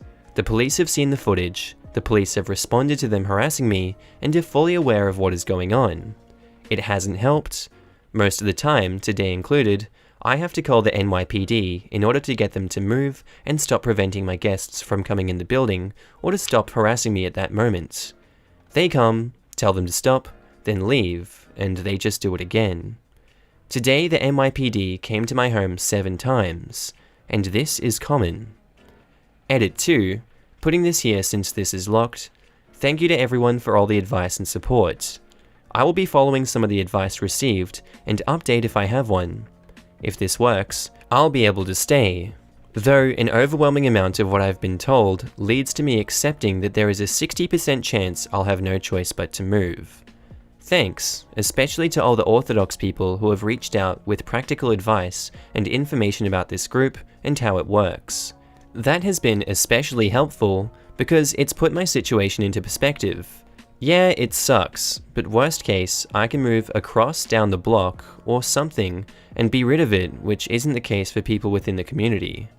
And even though the NYPD has been helpless from my perspective, they have always responded to my calls and made the group stop in that moment, which again is not an option for people within the community. Hearing from people on the other end has really helped accept the situation I've found myself in for what it is. We'll update when I can. Now today's episode was posted by user Kamartha, titled, "In California, Grandmother gave my brother and me an equal share portfolio each in the late 90s when we were kids. Brother sold his when they were worth a car. I left mine in, and now they're worth a substantial amount. Brother and his girlfriend want my half now. When my brother was 16 and I was 4, my grandmother set aside a share portfolio for us. As soon as we were old enough, it was transferred into our own accounts, and it was only 4 years later that my brother dipped heavily into his and bought a new Honda. I knew about mine for much longer than he did before it became mine, and watched it grow since I understood what it was. By the time I was given full control, it was already worth a ridiculous amount, because a big portion of it was invested in Apple. And I'm torn on using the funds locked up as they are, because Dad drilled it into me to leave it until they grow until I'm 40-something. I don't talk much with my brother. He's done some stupid things to the family over the years, and I didn't really grow up with him at all, so all I usually hear about his life comes through Dad. His new girlfriend works in law though, and I've received a formal letter from them both that the investments my grandmother made were designed to be used for both of us, not just for me alone. And his was only around $15,000. The number is right, but mine was only worth that at the time that he spent it too. They want half of the value of mine now, and his girlfriend has informed me if I don't give them access, then the legal fees and fines would eat up my half and I'd be left with nothing. The dividends alone support a huge part of my life, and they've saved me a few times. If half of that disappeared, it'd set me back years. I know it sounds selfish, but I'm really used to having the extra income back me up when I've wanted to move. I've lived in 4 states by my own choice, and I want to move and take in more before I settle down, if I ever do. How likely is it that they'll win and leave me with nothing? As far as I know, there was no paperwork, or will, just my grandmother's word. She set up my brother's accounts when he turned 19, but she gave them to Dad at the same time as my brother got his, and Dad transferred the whole lot to me 60 years ago. For my share, I have all the logins, the trading accounts and bank accounts are in my name, and the shares are all solely in my name too. Should I find my own lawyer? And if I need one, what kind do I need? I have an accountant I've used for years, but this doesn't seem like an accounts problem, but a law one. So, Donica1 says, "Okay, I'm a California lawyer. Here is my take solely from your facts. 1. Grandmother has set up a trust with your dad as trustee. 2. Father as trustee distributes title to both of you when you each reach a certain age. The trust and purpose of the trust your grandmother set up is now dissolved. 3. Once you each received control/title of your money, the trust was gone, and the purpose for which grandmother set it up, i.e., so my grandsons would have a portfolio they each could use as their own once they reach a certain age, is complete. And 4. Whatever each of you did was each of your responsibility. If he had taken the money out and won the lottery, he wouldn't have raced over and given you half the proceeds, right? And lastly, you have a statute of limitations defense. If you are both in your mid-20s or older, I assume you're both in your 30s, your brother likely missed any chance to sue you for damages. And really lastly, I'm not even sure what he can sue you for. There is no longer a trust. Sleep well, he cannot take your share. They're bluffing. I work in probate, and what they're trying to do is scare you into settling, even though you don't owe him a penny. P.S. Great job keeping the portfolio. I wish I had your father's wisdom when I was a teenager. Honestly, I think that's some solid advice in the comments. And now onto the update. Good news update. Mostly good news. I worked with my dad and got my own lawyer. I got the timeline of my shares wrong, but it comes out the same. What my brother and I inherited from my grandmother was originally part of my grandfather's portfolio. He was the money-savvy one. My grandmother looked after those after he died, and she personally set up my brother's accounts and gave him control of this part. She didn't do the same with mine before she died. I thought she had already set the accounts up for me and given me control to Dad before passing. Instead, the shares were in her will, and she left everything she owned to my dad, with instruction that what was $15,000 worth when my brother got his equivalent part would go to me when I was old enough to know how to take care of them. There was no trust, she just trusted my dad. My dad did the right thing and set up accounts for me and gave me control 6 years ago. My dad put some of his own shares in too, as an extra leg up. Oh, that's so sweet of him. Dad admitted to me that he'd chewed out my brother last year when he came to him asking for money, and Dad had supported him several times over the years and got to the point that he'd had enough. My brother found out I still had my investments because my dad had used me as an example of how brothers should have been using money. That's how my brother found out I still had my shares and they'd grown. According to all the info my lawyer tells me, I'm in the clear, but it's not going to get to the point of finding that out in court, as my brother's girlfriend was only a legal secretary. I say was because the firm she worked for apologized and informed my lawyer she was terminated immediately. The letter I received from them had been edited to put her name in a position of higher up than it should have been, and some of the contact information had been changed. A week after she was fired, my brother visited me begging for money. His girlfriend is in serious debt, and she took a chance on scamming some cash from me and lost. I felt awful rejecting my own brother over and over, and if he hadn't involved his girlfriend needing an amount well into 5 figures, I might have given him some. The next morning, I found all my tires had been slashed. Screw him, I don't feel bad anymore. The rest of the comments in the previous thread made me realize I don't know nearly enough about what I'm doing with the shares and dividends, and money in general. A lot of decisions that I've made have been with my dad's help, and his advice has paid off so far, but not because I knew it would, but because I had no idea what I was doing and left it up for him. I've booked in to work with a financial advisor to make the most of what I have. Thank you for all of your comments. That actually is inspiring me to talk with a financial advisor if things go well on YouTube. Heck, hope you guys have enjoyed this one so far, that gives me some ideas. And our next post is by user Tin Man for the win, titled Minnesota. I was just informed I have 2 DUIs on my record from 2008 and 2004. I didn't learn to drive till 2013. What can I even do about this? I'm 28.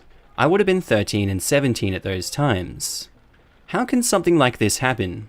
I have never been arrested for a DUI or anything similar in my life, but there they are. 2 cases on my record. I don't even know where to start. And update, thank you for all the advice. After some digging, I discovered that said DUIs and license suspensions were attributed to a guy who lives in a different part of Minnesota and has the exact same name as me, and someone inadvertently merged our records. I have had the situation taken care of. But hey, that was a quick story. I'm just going to read some comments to see what people had to say. So Auntie Fascist, very nice name there. Someone you may know may have used your information to get out of their own DUIs. It could also be a case with someone with the same name and it somehow got on your record. You should contact an attorney who does motor vehicle law about this. Also, check your credit reports. It may not be the only identity theft committed on you. I've considered this. My birthday falls on a holiday on a year that ends in 0, so it's not likely that it's hard to remember. But what can I do about it? Check your credit reports and get a lawyer. Well, that's interesting advice. Ah yes, the pillar for legal authority, Autistic Kitty says, another avenue to check for possibility is whether or not you're a junior. My husband had issues with credit score stuff from his estranged father, who had the same name but without junior. I'm certainly the first of my name. Could be a father or older brother. I suspect my uncle for a few reasons. Not as worried about bringing justice to whoever did it as I am about clearing my name though. Could be a saucy backstory, who knows. And our next post is by user Yika12, titled, I am left freezing cold in my apartment, as I pay more than 4 times the monthly hydro bill of my neighbour. In June this year, I moved into a 1-bedroom apartment in Ontario, Canada. My hydro bills were exceptionally high since moving in, averaging around 300 to 400 Canadian dollars per month. I am a student and cannot afford these ridiculously high prices. I am extremely cautious about using electricity because of these high bills, so I rarely use the stove, and I only use lights when necessary. In the summer, I had an air conditioner plugged in, and I would unplug it when leaving the house. In the fall month, when I did not have any heater or air conditioner on for the entire month of October and was away from the house for over a week, my hydro bill was still $320. This winter, I have a small infrared heater plugged in at the very minimal setting of 15 degrees Celsius in the living room. I have closed the doors to the bedroom and bathroom and sleep on the couch beside the heater, as temperatures are getting to the extreme. I turn the heater off when I leave the house for extended periods of time. I do not use the heating provided in the building because baseboard heating would be absurdly expensive. I had made a few complaints to my landlord, whom I have a number of other problems with, and currently have a work order issued for them for other unrelated issues in the unit.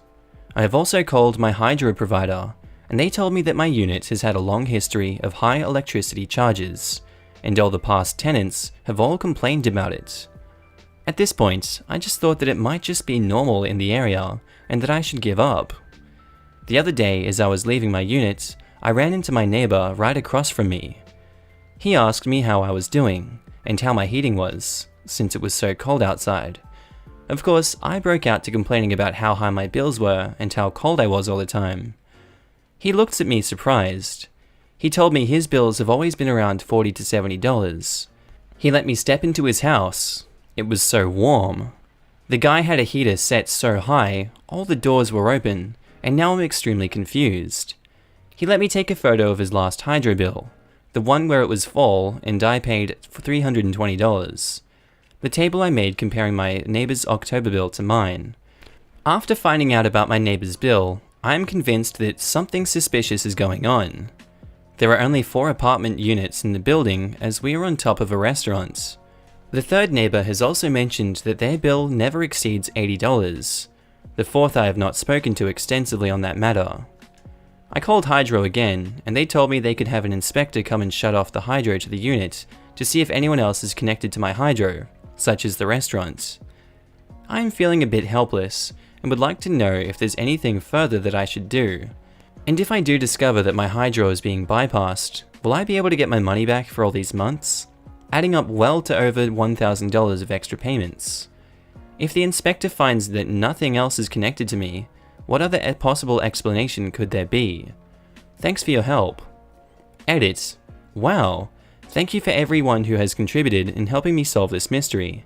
Comments are locked, and I've been receiving a number of helpful messages. even electricians willing to come by and check things out. Basically, everyone has agreed that my monthly bill makes no sense whatsoever and that there must be an external factor at play, like something is connected off of my meter. At this point, it is just a matter of what that factor could be. Some people have suggested it is the downstairs restaurant, my neighbouring units, the hallway lights/security cameras. Others have suggested it may be that the hydro is not accurately reading the meter, or the wiring is not properly set up. I have no access to the meter itself to run any of the tests that you guys have suggested, so I unfortunately will need to rely on the landlord for that. Some of you have suggested that I look on my online account for usage since I do not have access to a meter. However, others have said that in my area, data is not fed directly into the hydro company in real time, and that looking online may not give me the answers that I need. I'm still trying to access my online account to see what's going on. I tried to make an account, and it says that my meter number and account number do not match up? Even though I use the numbers from the bill, so I still need to wait until tomorrow to sort that out. When the inspector comes by, I assume he will uncover the underlying cause. I should be getting a call tomorrow, on the 2018-11-26, to figure out when the inspector comes. Since a lot of you have shown interest in what is to come, I will make an update post as soon as the mystery is solved. If for whatever reason I don't get a reduced bill, some of you have suggested that I apply for a government assistance program to help pay the bill. I hope it does not come to that though. And now on to the updates. I've managed to uncover, for the most part, the cause of my exceptionally high hydro bills, averaging $400 Canadian a month, in my apartment in Ontario, Canada. Based on all of the advice I received from the original post, here is what went down after the comments got locked. I managed to get onto my online hydro account and discovered some very suspicious activity. I noticed that each month was consistently high usage. Every month I was consistently consuming around 2600 kilowatt hours. No matter what the month, no matter if I was or was not using air conditioning or heating during the month. I also checked the specific weeks where I was on vacation. I was not at home at all, and everything in the apartment was turned off. I paid around $70 for each week I was away, a total of $140 I paid when I wasn't even at home for 2 weeks. Furiously, I called the hydro company and asked them to look further. She told me that the usage she is seeing is very unusual. It appeared as if the unit is vacant, consistently high consumption without much deviation. She also informed me that an inspector would be coming over any day now. The inspector came to my apartment a few days ago and accessed the meter, which was in the basement beneath the restaurant. I was in school at the time, so my boyfriend was there when the inspector came. The inspector noticed that the plumbing in the apartment for the hot water supply feeding each unit, possibly also the restaurants, were combined. The closest tank in circuit, mine, was doing all or most of the work for the entire building, feeding hot water to all the units. To provide this further, the hydro company closed the cold water intake to our apartment, and we were still receiving hot water, meaning the next closest tank in the circuit, our neighbour, was feeding our hot water. Also, our hot water tank was feeding the cold water intake of the nearest hydro tank, the apartment next to us. Jesus. After emailing the landlord multiple times and waiting days for a response from him, he finally only came because now one of our neighbours was not receiving hot water. We noticed that he was in the basement doing something, probably fiddling around with the plumbing. After he left, we stopped receiving hot water ourselves. I had to shower at the neighbour's house yesterday because of this mess. Yesterday, my boyfriend confronted the landlord when he came to see what's going on. My boyfriend recorded the entire conversation in case we will eventually need it to support our case. Instead of getting a professional plumber to come and actually fix his mistakes, he's just poking and prodding at the hot water pipes, literally, and pretends as if he has any idea what he is doing. My boyfriend insisted that he get a certified plumber to come and fix this massive disaster. And the landlord just complained about money and says that we should do it, as if we haven't already done enough. The landlord just complaining the entire time and even said, if you don't like it, just move out. I am almost certain that the landlord was aware of what was going on with the plumbing in the building before we moved in.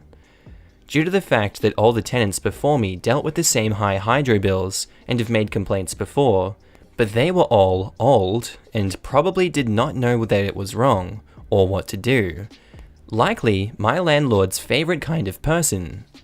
Since my boyfriend and I are having a hard time showering and washing the dishes with no hot water, we turned the hot water back on, meaning at this point, we are carrying the entire load for the building again. My question for all of you, what do I do now? Can I trust my landlord to solve this issue on his own, even though his plumbers will likely be rehired to do the work if we do? 2. What happens to all the money that quite literally went down the drain for this, and is still currently going down the drain? 3. Do I need a lawyer? Thanks to all of you again, you have helped tremendously. Edit. Thanks to all of you who commented last night. Unfortunately, the comments got locked before I could even reply to any of you. I'm working on contacting some lawyers now and calling the tenant board on Monday. Reddit is awesome. We seriously get crap done on here. Now, there is no more updates to this story, but I feel like if I read a comment or two, maybe we can get some advice.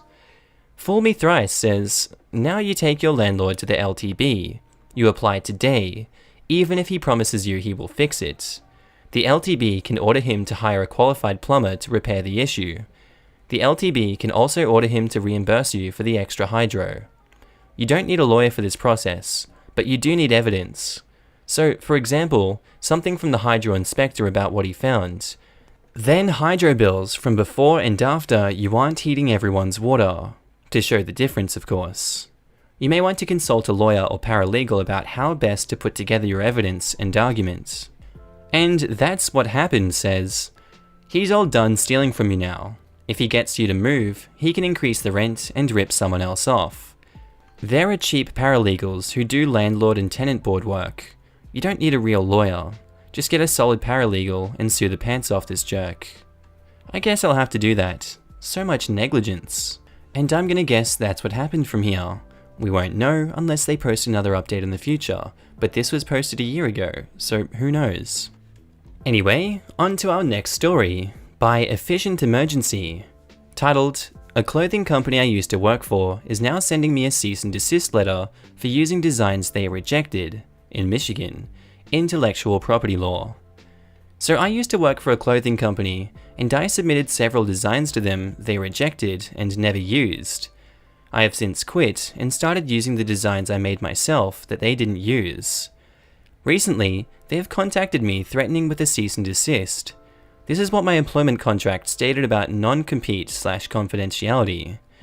Each party, on its behalf and on behalf of its subcontractors, employees, or representatives, or agents of any kind, agrees to hold and treat all confidential information for the other party, including, but not limited to, trade secrets, sales figures, employee and customer information, and any other information that the receiving party reasonably should know as confidential, and protect the information with the same degree of care as each party uses to protect its own confidential information. The parties intend that, to the extent the deliverables or a portion of the deliverable qualify as a work made for hire within the definition of Section 101 of the Copyright Act of the United States, it will be so deemed as a work made for hire. Confidential information does not include any information that at the time of the disclosure or thereafter is lawfully obtained from publicly available sources generally known by the public, other than as a result of a disclosure by the receiving party or its representatives. None of the designs were made on company time or on company computers. The designs I'm currently using were designs they asked for when I started as a baseline for my work. They said if they liked them, they'd consider using them, but they never expressed interest in them. What can I do? Low Effort Jingle says, just because they didn't use the designs doesn't mean they don't own them. Just because you didn't use their computers doesn't mean you do own them. You would need an attorney to review your contract in full and ask the questions about the nature of your employment to receive a really thorough opinion as to whether or not their claimant has a merit.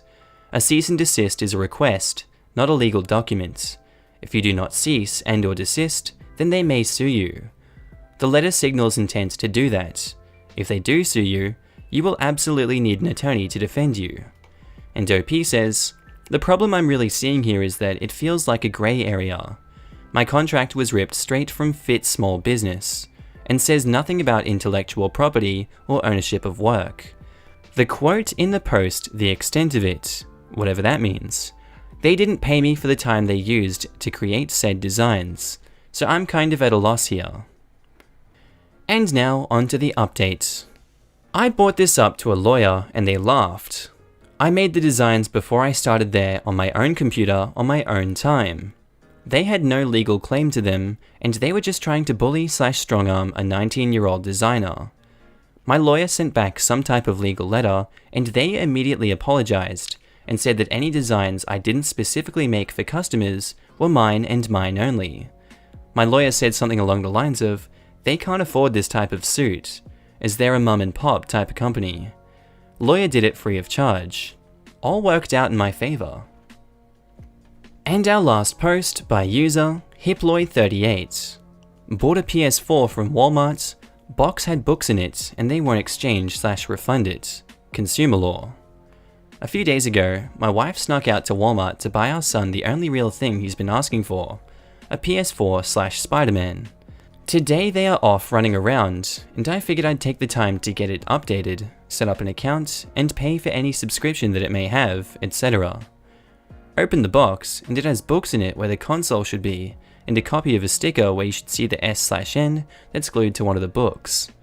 Great. I take the receipt and head off to Walmart to explain and get a new one. However, nope.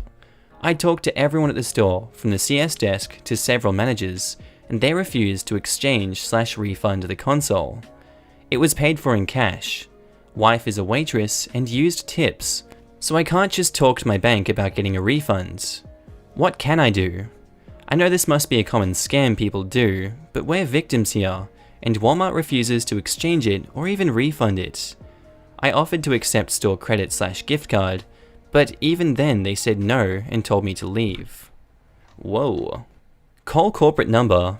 You may ultimately have to sue. I did. After about 20 minutes of menus, I received a message this department is closed for the holidays. Called again, and got someone who then transferred me to the same place, and that is closed.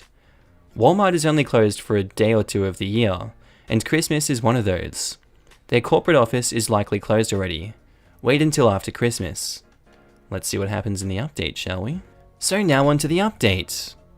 Ever since discovering right before Christmas that the PS4 Spider-Man combo my wife purchased for our sons had books in it and took it in to get a new one, it's been an extremely annoying and stressful time. I took the advice of everyone and called corporate. Talked to corporate in their online chat, every way possible, and it's always the same answer. We stand behind the decisions of our salaried managers. Corporate literally do not care and shifts it to the salaried manager's decision. So I've been back to the same Walmart 4 times to talk to them, and the last time about 2 weeks ago, they said they would call the cops. I wasn't yelling or causing issues. I just want the PS4 my wife purchased for our son for Christmas. So the last time they called the cops, they came and the manager says right in front of me, I believe this man has been trying to scam us since Christmas Eve, claiming his wife had the books in the box. Cop gets my story and says, well, there really isn't enough to do anything against me. Manager dislikes this that I've been constantly dealing with, and I get permanently banned from the store. Just that particular one. He can't ban me from all properties, but said he will be calling corporate. I again try to call corporate, and nope. The same exact replies that they stand behind their salaried manager's decisions. So what's the outcome? No PS4, no refund, because it was purchased with cash, and I cannot do a chargeback. If you are ever purchasing anything expensive from Walmart, open the box immediately after purchase, and in front of the employee. Merry Christmas, Walmart. From Michigan, USA. Considering suing my uncle after he intentionally fired an air horn meant for bears in my ear, and now I have what appears to be a permanent ringing in my ear. I have a big family with around 20 cousins, 10 aunts and uncles, and several others who always show up to family reunions. I am a male in my 20s. Last weekend, we had a family reunion in a cabin resort in the woods.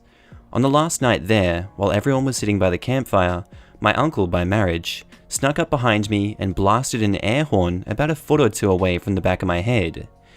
This Airhorn was not a normal little one that you often see at sporting events. This campground has bears around, so they keep several large Airhorns around the place to be used to scare off a bear in case they get too close. As soon as he did it, everyone called him a jerk and got angry at him. He showed no remorse whatsoever. He laughed about it, telling us how he and his friends from work have blown air horns at each other before as a prank. I was so furious when it happened that I didn't know what to do. I sat there quietly stewing in rage for a while. I wanted to beat the crap out of him or hold him down while I emptied half of the air horn directly into his ear. But instead, I walked away eventually and spent the rest of the night in my room. It's important to know that this uncle was hosting this reunion. It's a corporate retreat campground that his company lets employees use. He clearly knew he screwed up because he attempted to apologize the next day, but it was a pretty crappy apology. While everyone was sitting down for breakfast, he snuck up behind me, put his arms on my shoulders and quietly said, "I heard your ears were ringing. Sorry about that." He didn't even say it to my face, or say it loud enough for anyone else to hear.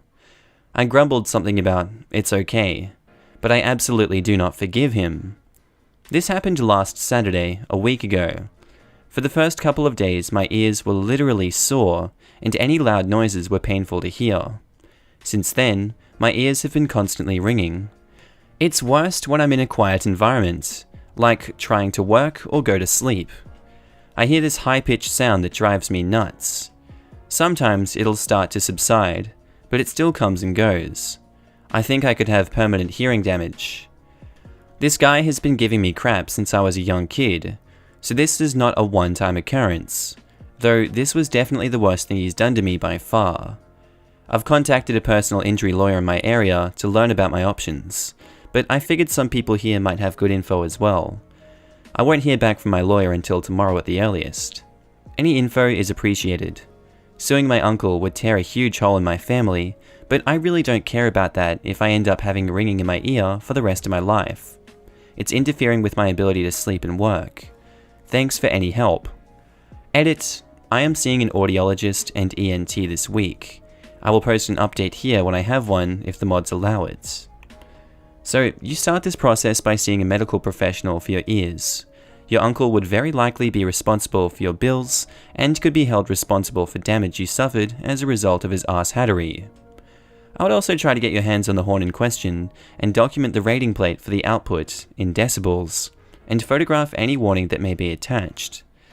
Try to get written statements from the relatives you trust as best as possible. Not an MD or lawyer, but this problem could go away with time. Most medical conditions that don't involve broken limbs or organs heal on their own. Human body is a wonderful thing. Ender Jacker says, he can pursue both sides independently. Absolutely he should get treatment for his hearing damage. He can also start talking to personal injury lawyers. One of the hard parts at this point in time is knowing what medical professionals he should be talking to and what amount, if any, of medical damages he should be asking for. Maybe he accumulates $3,000 in medical bills after insurance covers their portion. So he asks his uncle to cover the $3,000 of damages that he directly caused, and they come to an agreement involving a lawsuit.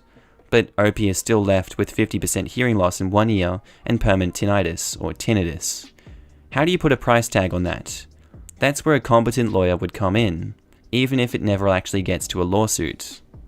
And now, update. Considering suing my uncle after he intentionally fired an air horn meant for bears in my ear, and now I have what appears to be permanent ringing in my ear. I promised an update, so here it is. First off, I want to thank everyone who strongly suggested I go to see a doctor ASAP. I went to see an ENT and audiologist approximately a week and a half after the incident occurred. My hearing test came back normal, which was very reassuring. The tinnitus was still quite bad, so I wanted to see if the doc could help with that. He put me on a steroid cycle for a week and a half, which just ended yesterday. I saw him again a week after the first visit, and we decided to try a steroid injection directly into both eardrums. This was a very unpleasant experience, as you can probably imagine. The ringing has gone down considerably, and I'm hopeful it will eventually be completely gone. It still bothers me at night and while I'm trying to work sometimes. The biggest problem lately has been these steroids cause insomnia, so I haven't gotten a good night's sleep in weeks. This has caused me to have to cancel a summer project, since at this point I'm far too behind schedule to complete it. My uncle has agreed to pay for all medical costs. I'm not planning on suing him. He knows he screwed up and was apparently crying on the phone when my parents called him to tell them what I was going through. My aunt has also had a really tough time since finding out the extent of the damage. I haven't talked to either one of them since it happened, and don't plan on talking to him anytime soon. They've offered to call me and apologize, but I don't want to talk to them. I just don't want to be around the guy after what he did to me. I'll probably end up spending some holidays alone, but I don't care. Freak that guy. Thanks for hearing my story and for all the advice. I would hate to get tinnitus like that. Jesus, I hope the guy's alright. But it does sound like his tinnitus will go down eventually and he'll be okay. But I can definitely understand harboring so much anger towards your family. It's not an easy thing to go through. And our next story, Virginia. Neighbor has threatened suing me and other new homeowners because we have devalued the neighborhood by buying homes at their current market value. Background info. I will try and make this as concise as possible. I'm in Northern Virginia, and my wife and I bought our first home in December 2014. According to our real estate agent, homes in Northern Virginia were worth a lot more in the spring of 2014 than they were in the fall/winter of 2014 and 2015. According to him, there was a mini housing bubble for a couple of months last year that crashed, and the Northern Virginia real estate market corrected itself. Also, I apologize, there's a difference in the audio quality there. My microphone was not placed the right way and I just fixed it, so that's probably why the audio changed.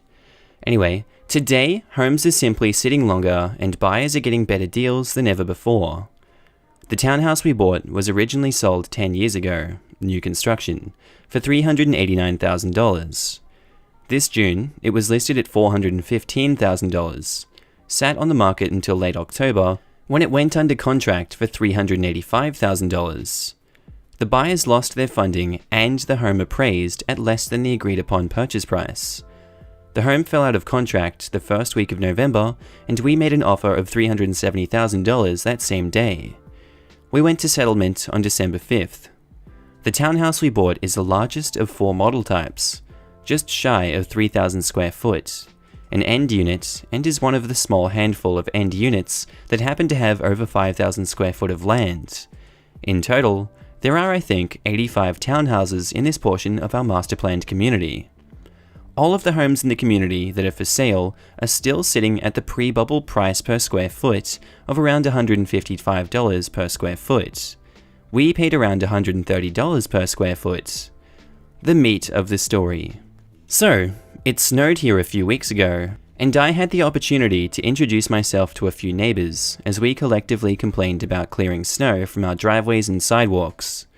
I attempted small talk with Douchebag. I will explain more about him in a minute, and he was generally unfriendly, but I chalked it up to him being pissy about the snow. Why is he a douchebag, you ask?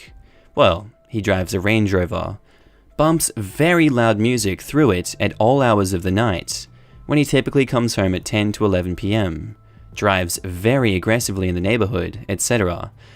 It's one of those, you know it when you see it kinds of things.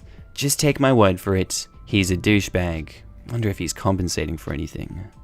So yesterday, I'm getting a few things from my truck, and see him and just make a friendly wave and say hello, make some small comment about the nice weather, and smile. He looks at me and becomes visibly pissed off, hands clenched, defensive position, head turned cheery red. At this point, I simply ask him, big mistake by the way, if I have done something to upset him. Oh boy, he loses it. Long story short, he is overwhelmingly angry that I, among a few other homeowners, have devalued the neighborhood because we bought homes that he thinks are now below market value, and this is going to start a trend of a total devaluation of the neighborhood. In total, since mid-November, 4 homes have sold in and around the $360,000 to $370,000 range. All of them, including mine, went on the market in mid to late summer, and were priced at spring-level prices initially. Douchebag calls out the addresses of the other 3 homes, and yells at me how much he thinks they should have sold for. He then goes on to discussing that the house they bought a few years ago is now underwater in value, as this seems to be the new trend around here, ... At this point, I am done with being yelled at in the middle of the street. Tell him to calm down and that I am heading inside. He then makes a series of comments where he more or less said that he had an attorney in the family who he was going to get help from, and file suit against the 4 new homeowners as we have devalued his property now. He's in the smallest model, middle unit with the smallest yard. My question/concern. I know someone can bring suit for anything. My concern is that he is actually going to follow through with this. I and my 6-month pregnant wife are worried sick that he's going to cost us a lot of precious time and money. A quick Google search does not reveal much of anything if there are any established precedents or successful cases of existing neighbours suing new homeowners because they got a deal on a home. In the event that I get served, what kind of attorney should I look for? Would this be something that my homeowner's insurance would help me deal with? Lastly, we have a pretty restrictive and responsive HOA. Should I let them know about this possible issue? Ethan JF999 says, he will get laughed out of court. You are under no obligation to overpay for your home to suit his sense of what market value of his own home is. I'm hijacking this top comment to say this. Yes, I agree with everyone. He almost certainly has no cause of action here, and any case he brought would be simply and quickly dismissed. That being said, anyone can hire a lawyer and file a lawsuit, and you will need to answer. That means you will have to spend money and time hiring an attorney to give this idiot the legal smackdown. If you ignore his lawsuit, he can win by default. So just make sure you don't totally ignore it. As others have said, you can file a claim against him for bringing in a frivolous lawsuit if you wish. Best of luck. Your Honor, I want to sue capitalism. I don't like this system. And now onto our update, guys. I have not interacted with him at all in any capacity, and as far as I know, he and his idiot kid have left pretty much everyone else alone until this weekend. I decided to hang my American flag this weekend on my front porch that I purchased at Costco the other week. Thanks, capitalism. The flag came rolled on the pole with some loose mounting hardware. I opened the package, leaned the flag against a rail, and went to work on the mounting rack. During the installation of the mounting bracket, the flag fell over and ended up with some mud on it. After the bracket was hung, I put the flagpole into its bracket, unraveled the flag, and hosed the mud off. Douchebag neighbor witnessed all this and started yelling at me for disrespecting the flag code, and went on and on about violating Title IV of the US code, whatever the hell that is. He came over to my side of the street and told me that I had to follow some sort of flag cleaning procedure, and if I did not, he would call the police for violating federal law and have me arrested. He went on to say the flag should be formally folded when not in use, that rolling it was disrespectful, and that I continued to disrespect the flag when I did not pledge allegiance to it when it was initially hung. I calmly explained to him that to my knowledge that the Supreme Court has ruled that I can do with the flag as I see fit, as any restriction of my actions with the flag would be a violation of my First Amendment rights. He then called me a fudging liberal piece of crap, and went back into his home. I then started some other yard work. I could not believe it. 20 or so minutes later, a marked cop car shows up outside of Douchebag's house, and he comes out to chat with them, angrily shouting and pointing at me and my flag. The cops come over to me and chat with me for a minute, asking if I was doing what my neighbor accused me of doing. I asked them what it was that he claims that I was doing. Here is what I supposedly did. Dragged the flag around in the mud, desecrated the flag, insulted the flag, chose to not adhere to the flag code and Title IV, did not pledge allegiance to it. He also demanded that I be arrested immediately. And I also didn't break out into a ceremonial smoke dance like what he'd have me do, right? You know, respect the laws of the land and everything. We got a whole bunch of rules here to abide by. I laughed at them, told them what happened. They could see that the flag was still dripping wet, and went on to say that as far as I know, even if the accusations were true, they are protected by the First Amendment. They agreed and apologized for bothering me. All the while, I can still see Douchebag in his driveway with a smug look/smile on his face the entire time that they're questioning me. Quietly, I ask them what they're going to do about this unnecessary trip they had to take because of the neighbor calling them. They pretty much said that there is nothing they can do. They will remind him that the First Amendment exists, and that I am not in the military / a government employee, and thereby not violating any laws. They told him not to call them back about it, and that was it. My question and concern: this is the second time now in 5 months that I've lived in this neighborhood where I have been involved with this neighbor plus the cops. I'm concerned about my reputation in the neighborhood. Would a restraining order be my next step? Is this even worth my time messing with the courts? Or will a judge decline my request? I am not really sure how to proceed at this point. I feel like this guy is targeting me for an unknown reason. All I ask is please keep posting. I have no helpful advice, but this guy is the amusing sort of crazy. Will do. I'm concerned about my reputation in the neighborhood. Me thinks neighborhood is aware of this guy as a loon, and your reputation is fine. Throw a barbecue and invite neighbors. For price of a case of beer, your reputation will be fine. Don't invite the loon. Would a restraining order be the next step? It could. I probably should advise such, but it wouldn't help. You have a loon. Sadly, the only real recourse is to watch till he crosses the line that gets him arrested. Is this even worth my time messing with the courts, or will a judge decline my request? That's on you. I think a judge would grant it once you tell the whole story. And someone says about the barbecue plan, solid plan, but I'd invite the loon too. This prevents him from deciding you're conspiring against him with the neighbors. He probably won't accept anyway, and in the extremely unlikely event that he does show up, there's a decent possibility of him causing a scene in front of a yard full of witnesses. Either way, I would do as user Grelly suggested and install some security cameras first. And now onto the update. And the plot thickens, with an out-of-control idiot teenage son and the HOA being pretty ticked off. I know this is long, but trust me, it is well worth the read. Where to start? The other weekend, Northern Virginia got snow. Where I live, we got a lot of snow. Over 10 inches. I only have a lowly shovel. A neighbor I've never met owns a brand new, huge and powerful snowblower, and being the nice guy he is, he helps quite a few of us out in moving the mountains of snow that fell. I thanked him and told him I owe him a six-pack of something delicious. After some polite, "Aw, nah man, you don't have to do that" comments, he told me that if I were to pick something up and he were not home, one could place a six-pack in the latched decorative crate that is on his front porch, between the rocking chairs, and he would not object to finding a delicious treasure in there. He's a nice guy. That following Monday, 3 days later, I went to the grocery store, and among my items was my nice neighbor's six-pack. I did as he said, put the beer in the crate on top of his porch, noticed his security camera, and waved to his security camera. On Wednesday evening, I saw douchebag McGee as I was pulling into my driveway. Hindsight, I'm fairly certain that he was likely waiting for me to get home. As soon as I get out of my truck, he starts shouting from across the street that I'll be going to jail for providing alcohol to minors.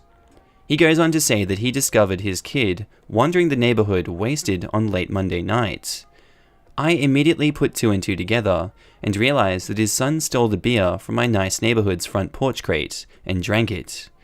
I ignore him and walk right over to my nice neighbor's house and jokingly ask if he got the beers that I left him. He says he did not, and I tell him he may want to review the security camera footage for the last few days. He laughs and tells me that he already did that, and directs me to his garage, where he shows me his kids' damaged snow toys, sleds, discs, tubes. From what him and I can piece together, I placed the beer in his crate in that evening. Douchebag's teenage son came onto his porch minutes after, stole the beer, kicked and left a dent and crack in the siding of the house, grabbed a sled and took off. We head into my nice neighbor's house to watch and review the security camera footage, and he shows me what he just described. Fast forward a few hours later, an obviously intoxicated teenager comes back with a broken sled and takes a disc and a tube from the side of the house and pees on the AC unit before leaving. About 20 minutes later, he is back with his empty bottles, smashes a few of them in the gutter, and puts the broken snow toys on the back side of the house. All of this happened when the nice neighbor and family was not home. At this point, I tell nice neighbor about douchebag's legal threats, and he decides that we should speak about him at that next night's, Wednesday, HOA meeting. I head home, ignoring douchebag's continuous yells from across the street. Wednesday night comes, and nice neighbor and I get up and address our problems with douchebag to the HOA. Nice neighbor starts by talking about the theft as well as the damage to his kids' toys and siding. I get up and discuss the legal threats made. At the same time, the other 3 new neighbors get up and grumble that douchebag had threatened them with a suit as well. One woman, a tiny waif of a woman, mind you, said that he cornered her against her car when she got home a few weeks ago. She went on to say that he seemed pretty drunk too. At this point, the HOA president, the attorney for the HOA, and the property management representative call for calm in the room. Other neighbors were getting mad and asked those of us who had been threatened by douchebag to stick around, including nice neighbor. According to my wife, while I was traveling for work this Monday, cops showed up at the nice neighbor's house in the late afternoon, took a statement, and a flash drive of the video.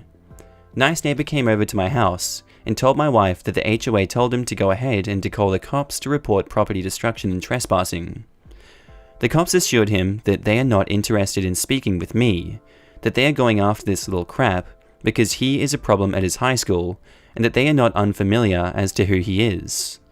Again, according to my wife, the cops then head over to douchebag's house, and after some yelling, Douche Jr. comes outside and they arrest him. My wife said they pulled out of his pockets what looks like a small bag of weed and a glass pipe. I got home late last night and received an email this morning from the HOA president addressed to me, nice neighbor, and the 3 other new homeowners. In it stated that they were made aware by the cops that they had arrested the teenager, and that the HOA attorney was looking into figuring out a way to stop the legal threats from douchebag.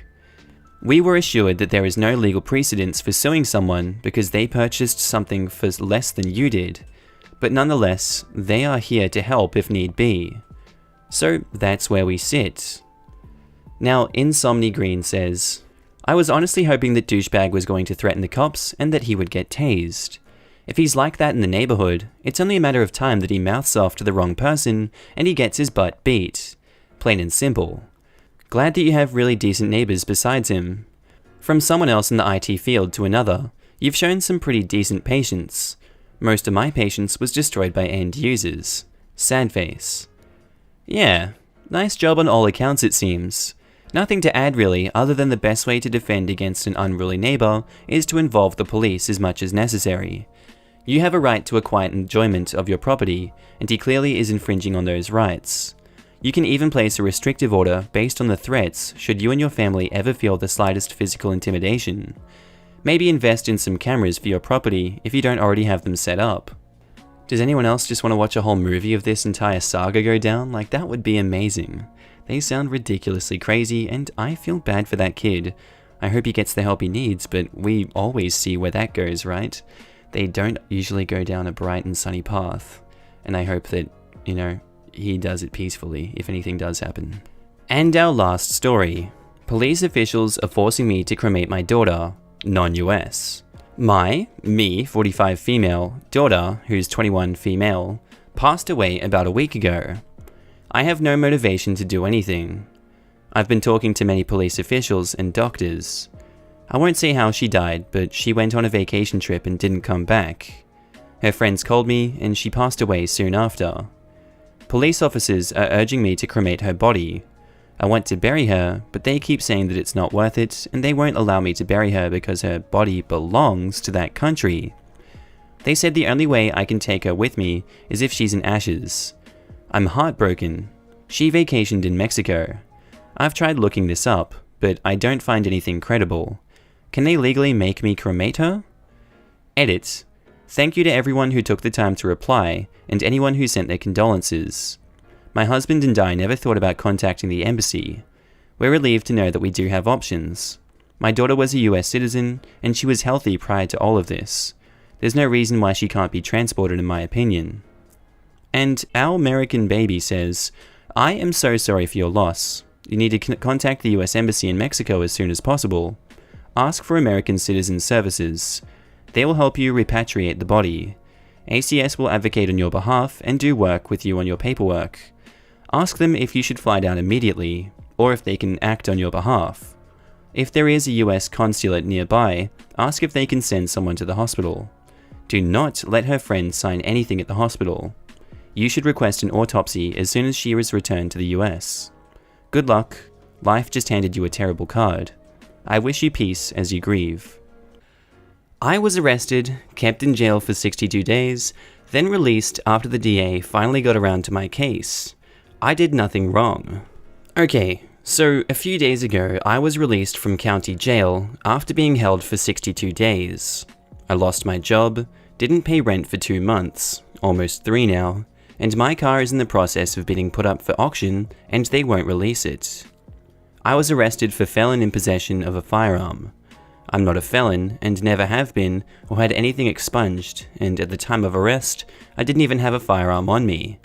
And reckless endangerment, which was firing a weapon at the side of a building, again, something I did not do.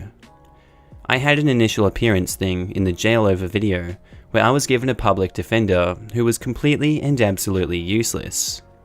I'm not sure if this is the norm for public defenders, but he didn't say anything I told him to at this appearance I had, because a simple background check shows I didn't have a felony, and on the night this allegedly happened, I was out of state. Plane tickets and hotel with work.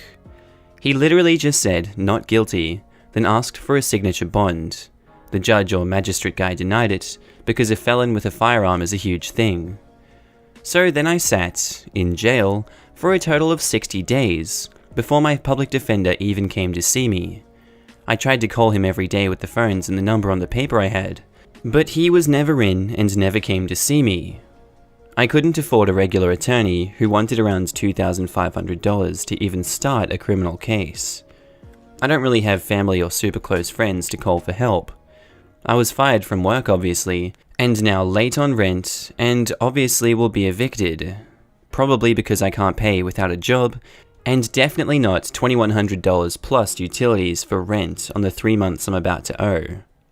When he finally came around and saw me 2 days before my next appearance, and he finally listened to me, he talked to the DA, who apparently had also not looked at my case or my letter I mailed them, until then also.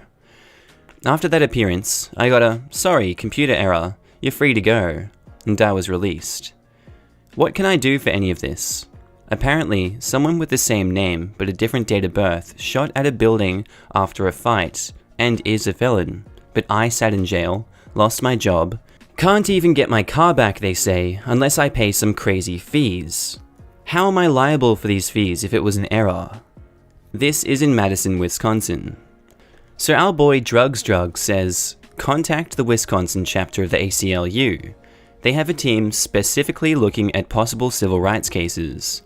Seems like a clear violation of his Fifth Amendment rights, which is no person shall be held to answer for a capital or otherwise infamous crime, unless on a presentment or indictment of a grand jury, except in cases arising in the land or naval forces, or in the militia, when in actual service in time of war or public danger, nor shall any person be subject for the same offences to be twice put in the jeopardy of life or limb, nor shall be compelled in any criminal case to be a witness against himself, nor be deprived of life, liberty, or property without due process of law, nor shall private property be taken for public use without just compensation.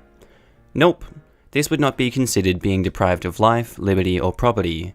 OP's lawyer pretty certainly waived speedy trial in that initial hearing. Why would this not be considered deprived of liberty? 62 days. I'm really interested in this reply. How is being held in jail for 2 months not considered being deprived of liberty under the Due Process Clause? He was unable to act in the manner that a citizen of the US should be allowed to because his identity wasn't fully confirmed before imprisonment. That sounds like a clear lack of liberty to a layman like myself. I'll definitely need this clearly explained. This is on the defense attorney. Sounds like the court did what they were supposed to. They arraigned him and likely held a bond hearing and calendared the next date for 2 months out. Slightly long, but still reasonable if that defendant waived time. They likely did. It's not the court's fault. The defense attorney didn't talk to their own clients and didn't listen when they did. Well, that's a pretty interesting take on it. What do you guys think? And here they have 2 edits. Edit 1. Thanks for all the replies, guys and gals. I'll contact the Wisconsin branch of the ACLU tomorrow and see what they say and where to go from here. Also, I appreciate the messages offering to help me if I need it, but I can survive frugally on my credit cards if absolutely need be, and will be contacting my boss tomorrow, also and explaining the situation. Edit 2. To clear up more confusion about my car. The city had it towed by a local company they're contracted with. The storage fees are $1,900 and growing daily, and I only paid $3,500 for the car 2 years ago. The towing company that has my vehicle told me the city can waive their percentage and pay the rest to them, and I can get my car, but told good luck. Also, their policy is to only store vehicles for 90 days before auctioning the car. Ooh, he's lucky he got out in 2 months, but good luck getting that car back. Alright guys, now we're on to the update of the story, from 62 Days in Jail, Mistaken Identity. I've spoken to several attorneys and law firms throughout the state, and have settled on one and signed the papers and all that stuff today. I want to thank all of you for giving me advice on what to ask and look for when speaking to them all. It really helped in narrowing it down and figuring out what was best to go with. I can't really give out a whole lot of information because we are just starting to gather all the pieces and put it all together. There most likely will not be any updates to this for quite some time. To answer the endless messages I received about race, I am white and early 20s. The person I was misidentified as is also white but in his 30s. I spoke to my boss and HR and will be back at work very soon, and 2 months pay advance that will be paid back with overtime. Also, my landlord was really nice and is letting me pay back rent over the next few months in installments. What a good guy. I'm glad we had a good ending to this one because that was looking really grim and I would be bored as hell for 62 days in jail. What did you guys think of this one down in the comments below? Anyway, on to the next story. I have become a forgotten employee for a few months at my job. I want to start a new job and wondering legal ramifications. Cross-post from r/jobs. This is in Texas.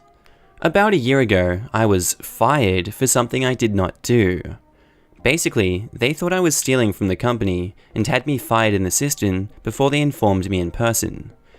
When they caught the real thief, literally 5 minutes before I got the axe, I got called into HR where they apologized to me profusely and told me they would be working to reinstate me without losing my tenure or my vacation time. They asked me if there was anything they could do in the meantime.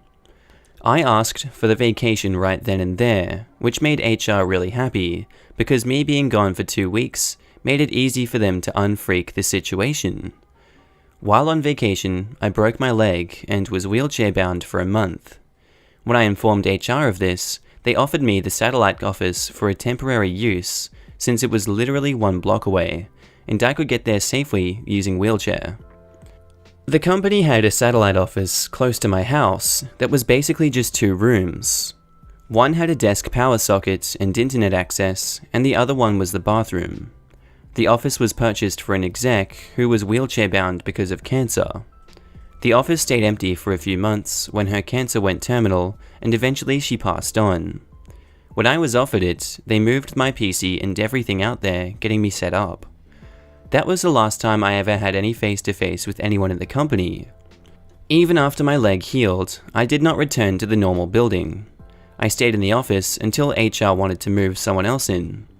Well, that never came. 5 months ago, my department was shuttered. My boss, several employees, and a few other management people were quietly let go. Some kind of thing happened at the top that caused a lot of people to be let go. By this time, I was pretty much using the office as a second home and had not had any real contact with anyone outside of emails and the occasional phone call. Once this happened, I was just coming to work every day and completing my tasks until they stopped coming. Then just came in every day until the hammer fell. It never did. I have been coming in every single day, walking since it's only a 5-minute walk unless it's raining, hooking up my gaming laptop, and hopping on Discord with my friends to play. Sometimes I'll bring my PS4 or Xbox One into the office and play that too. I have been using this office and collecting a paycheck for the last 5-ish months with no contact other than company-wide emails and former co-workers of mine calling me, asking me how things are going. To put it into context of how much I stopped caring, when I told my girlfriend about my job situation, she came to visit me at work. I will keep it G-rated here for you guys, and I'll let you use your imagination as to the nature of her visit. I do not state this to brag, but merely to paint the picture of how things are at my current quote-unquote job. All of this brings us to today. I have been using my free time to also study for several PC certificates, and have finally acquired them. I'm getting job offers for a few places that will also be a pretty big step up from my current position. What are the pros and cons of taking the new jobs without quitting my first job? I know that technically I'm currently in the clear legally, but I want to know if that changes if I start working at another job and collecting 2 paychecks. I am guessing very much yes, but wanted to know more. Does the situation change if one of the companies allows me to work from home and I use my office to work at both jobs? Yes, I know I am being incredibly greedy, but I am legitimately wondering here because it's like a very lucky situation I find myself in, and it would be a complete waste to throw it away without a good reason.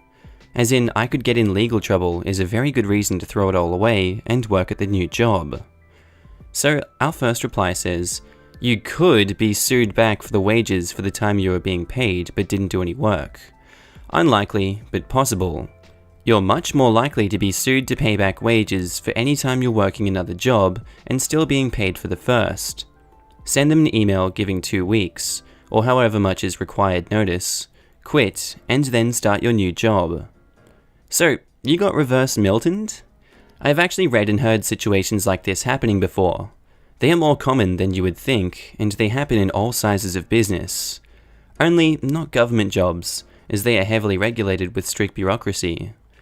I know of this happening quite recently at AT&T, at the global headquarters no less. Whenever people bypass the established protocols that HR puts in place, they will get lost in the system. Although in the situation of the AT&T employee, he applied for another job in another area, and HR noticed he was stagnant in the system.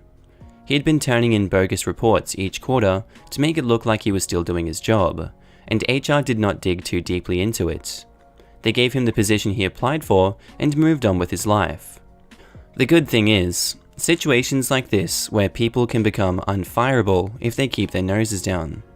The bad is, they usually do not have any sort of chance to move up without becoming noticed. Usually, this is a huge risk. And now, on to our update. So I'm a forgotten employee who's been working for over a year.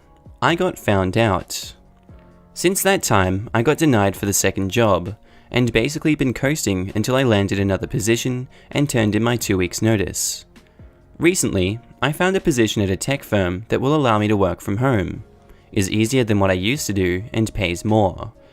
Basically, tired of doing nothing even though I'm getting paid for it.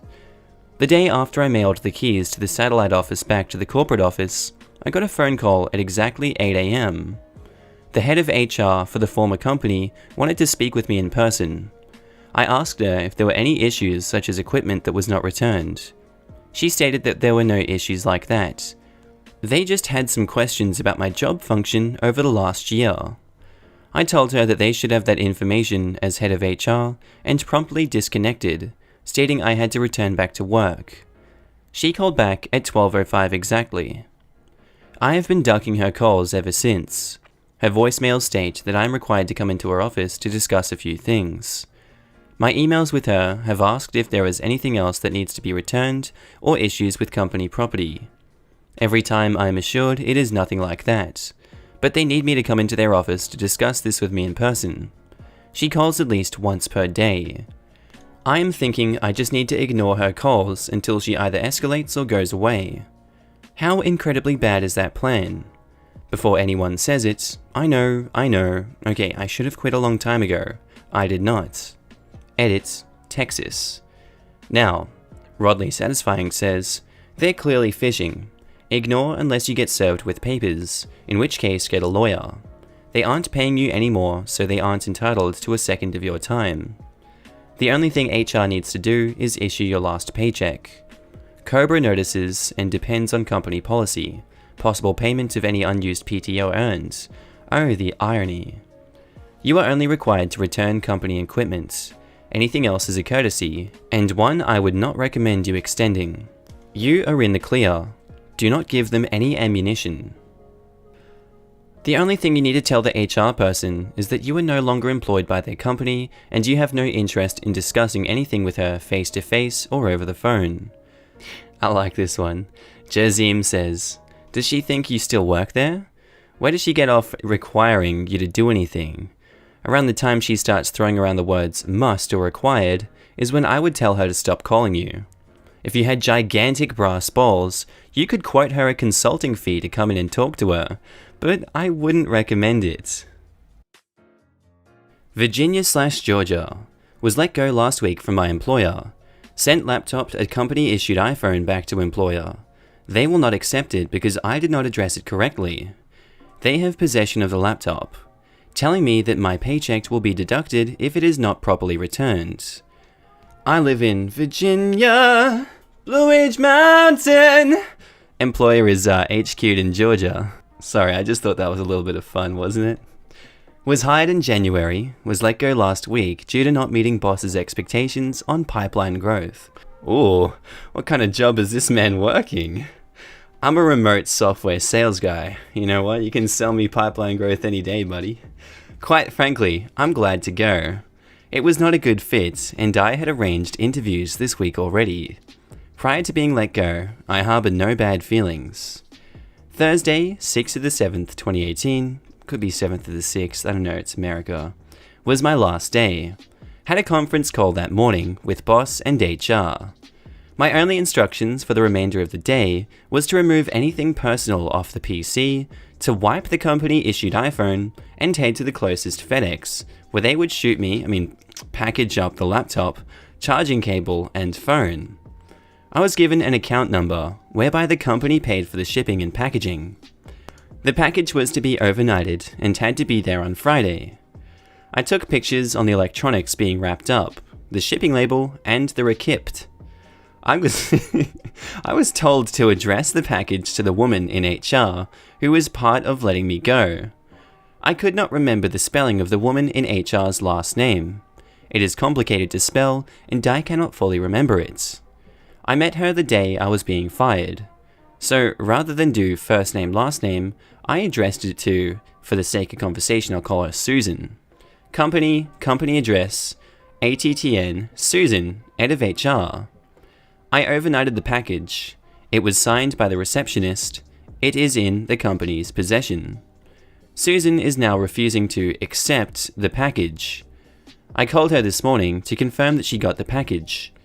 She was very curt with me this morning and is now telling me that I did not follow her specific instructions. Therefore, I am out of compliance with their equipment return policy, part of an agreement that I signed when I joined the company. And that my final paycheck is going to be deducted the replacement cost of the laptop and iPhone unless she receives the package in the way I was instructed to send it to her. She did confirm that the package arrived. However, she is refusing to open and accept it as her last name is not on the package. Susan is the only Susan in HR, and she is the head of HR. Is that Susan Wojciechowski, maybe? Head of YouTube? Susan is offering no remedy here.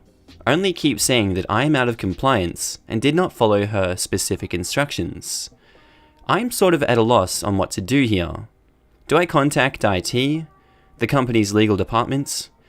As part of my employment agreement, it does state that if I separate from the company and fail to return any company-issued equipment, I have to agree to my paycheck deducted for the cost of replacement. But they have the equipment. So Ronin1313 says, Susan is wrong. She has the property and cannot deduct your paycheck for property in her possession. Well, she can, but it would not be legal. Worst/best case, your choice. This goes to court, and Susan gets to explain why she deducted the cost from the paycheck.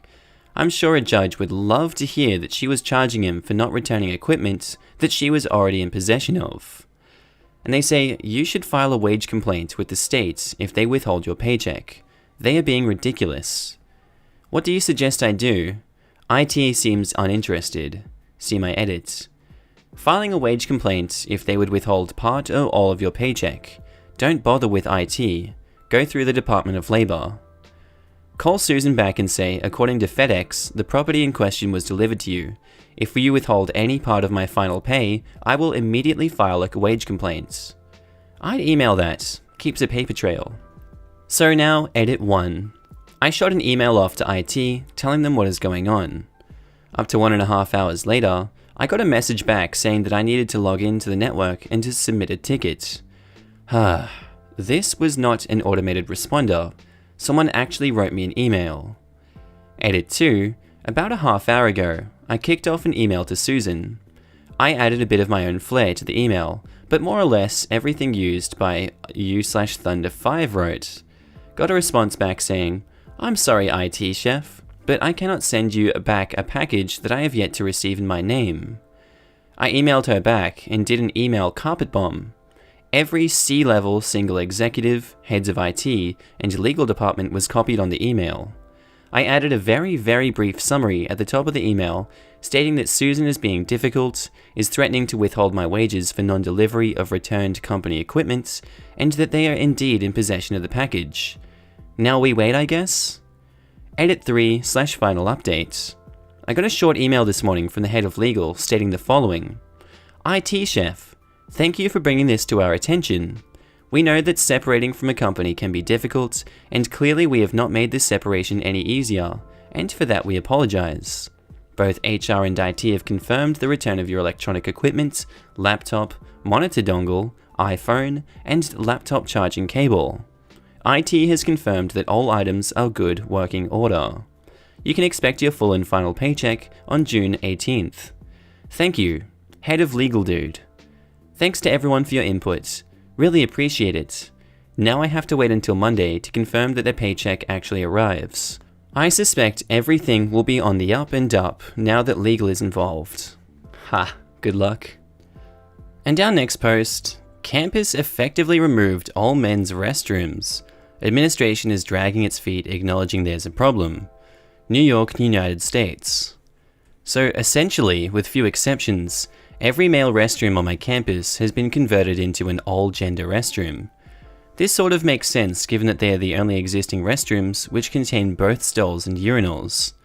The problem herein lies that in addition to new signs on the doors, the primary door to the restroom has been equipped with a vacancy/occupied lock with locks from the inside, essentially allowing a single individual, if they choose, to lock a bathroom with facilities accommodating up to 8 people at one time, reducing it to a single-use restroom. On numerous occasions, men have had to leave lecture halls and travel to other buildings with the hope that the all-gender restroom in that building had not been locked also. I've also brought this issue to our school's Department of Diversity and Equity, where after 3 weeks of obfuscation, I've managed to meet with the department head and have a conversation with her, where I've essentially been told to shove it. Is there any sort of federal or New York state legislation with which I can bring to their attention and try and instigate real change? Edit, in less than an hour, I've found the solution I've been looking for. Thanks Reddit, you beautiful oyster. So possibly the solution was Queequag saying, I would try your local code enforcement. New York State Plumbing Code determines how many toilets are required in the facility. While the school may technically have enough toilets, the fact one user can occupy 8 at a time breaks that math, and I would expect code enforcement to have ways to address that. Thanks, I just looked into the NYS plumbing code and found exactly what I was looking for. So there's your happy ending, even though it's kinda anticlimactic, but there you go, Reddit, epic. An Airbnb I recently stayed at had hidden cameras in the bedrooms. My friend and I were recorded having sex. Anything I can do to have the footage deleted? Some friends and I met up at Southern California to have a little weekend together, since we all live in different parts of the country. I brought my girlfriend with me, and so did a few of my friends. The weekend went how it went, and on our last day there, we noticed there were small hidden cameras speckled throughout the home. After checking the bedrooms, we confirmed there were in fact 2 to 3 cameras in each room, all pointed towards the beds. I contacted the hosts, and they stated that it's their home, and they can legally have security cameras in the home. Is there anything we can do to have the footage deleted or something? I understand the need for security cameras in cases of damage or stolen items, but being pointed at the bed in all the rooms? It makes me feel really uneasy. Update: made a call to the local police department, as I'm already back home, informed them of the situation, and filed a report over the phone with explicit details. My friend who lives in the area is going to follow up in an hour or so after work ends for her. And our last one, I can't find the original one, but looking through this guy's account, it was a bit wild. This one says, update, sister took $250,000 from mother with dementia. Original post is nearly a year old. Mother passed away, and within a week, older sister and caretaker of mum for 2 years had gotten our mother with dementia to sign over $250,000. Bought a house, put it in her name, and had about $20,000 left over that she kept, and hid it from me for a year. She realized I had a good idea at the value of our mother's estate and admitted it to me. I tried to work with her and get her to pay out the other siblings what their fair share of the $250,000 would have been to them/us. She refused and cut off communication. I filed a police report for financial elder abuse. The detective just emailed me. He subpoenaed medical and financial records, and is having sister come in for an interview in the next week. I hope it gets resolved. Please forgive me, since this is an active case. I don't want to disclose the location. And the latest one from like 3 months ago, basically stating that he's dead. This guy just up and died. And everyone in the comments is like, whoa, was this guy murdered over this post with, going after the $250,000? Because the guy died just like real quick. He just died in his sleep or something, according to the post. So this account was supposed to be deleted 3 months ago, but it wasn't. So, whoa, this is like a rabbit hole to come down.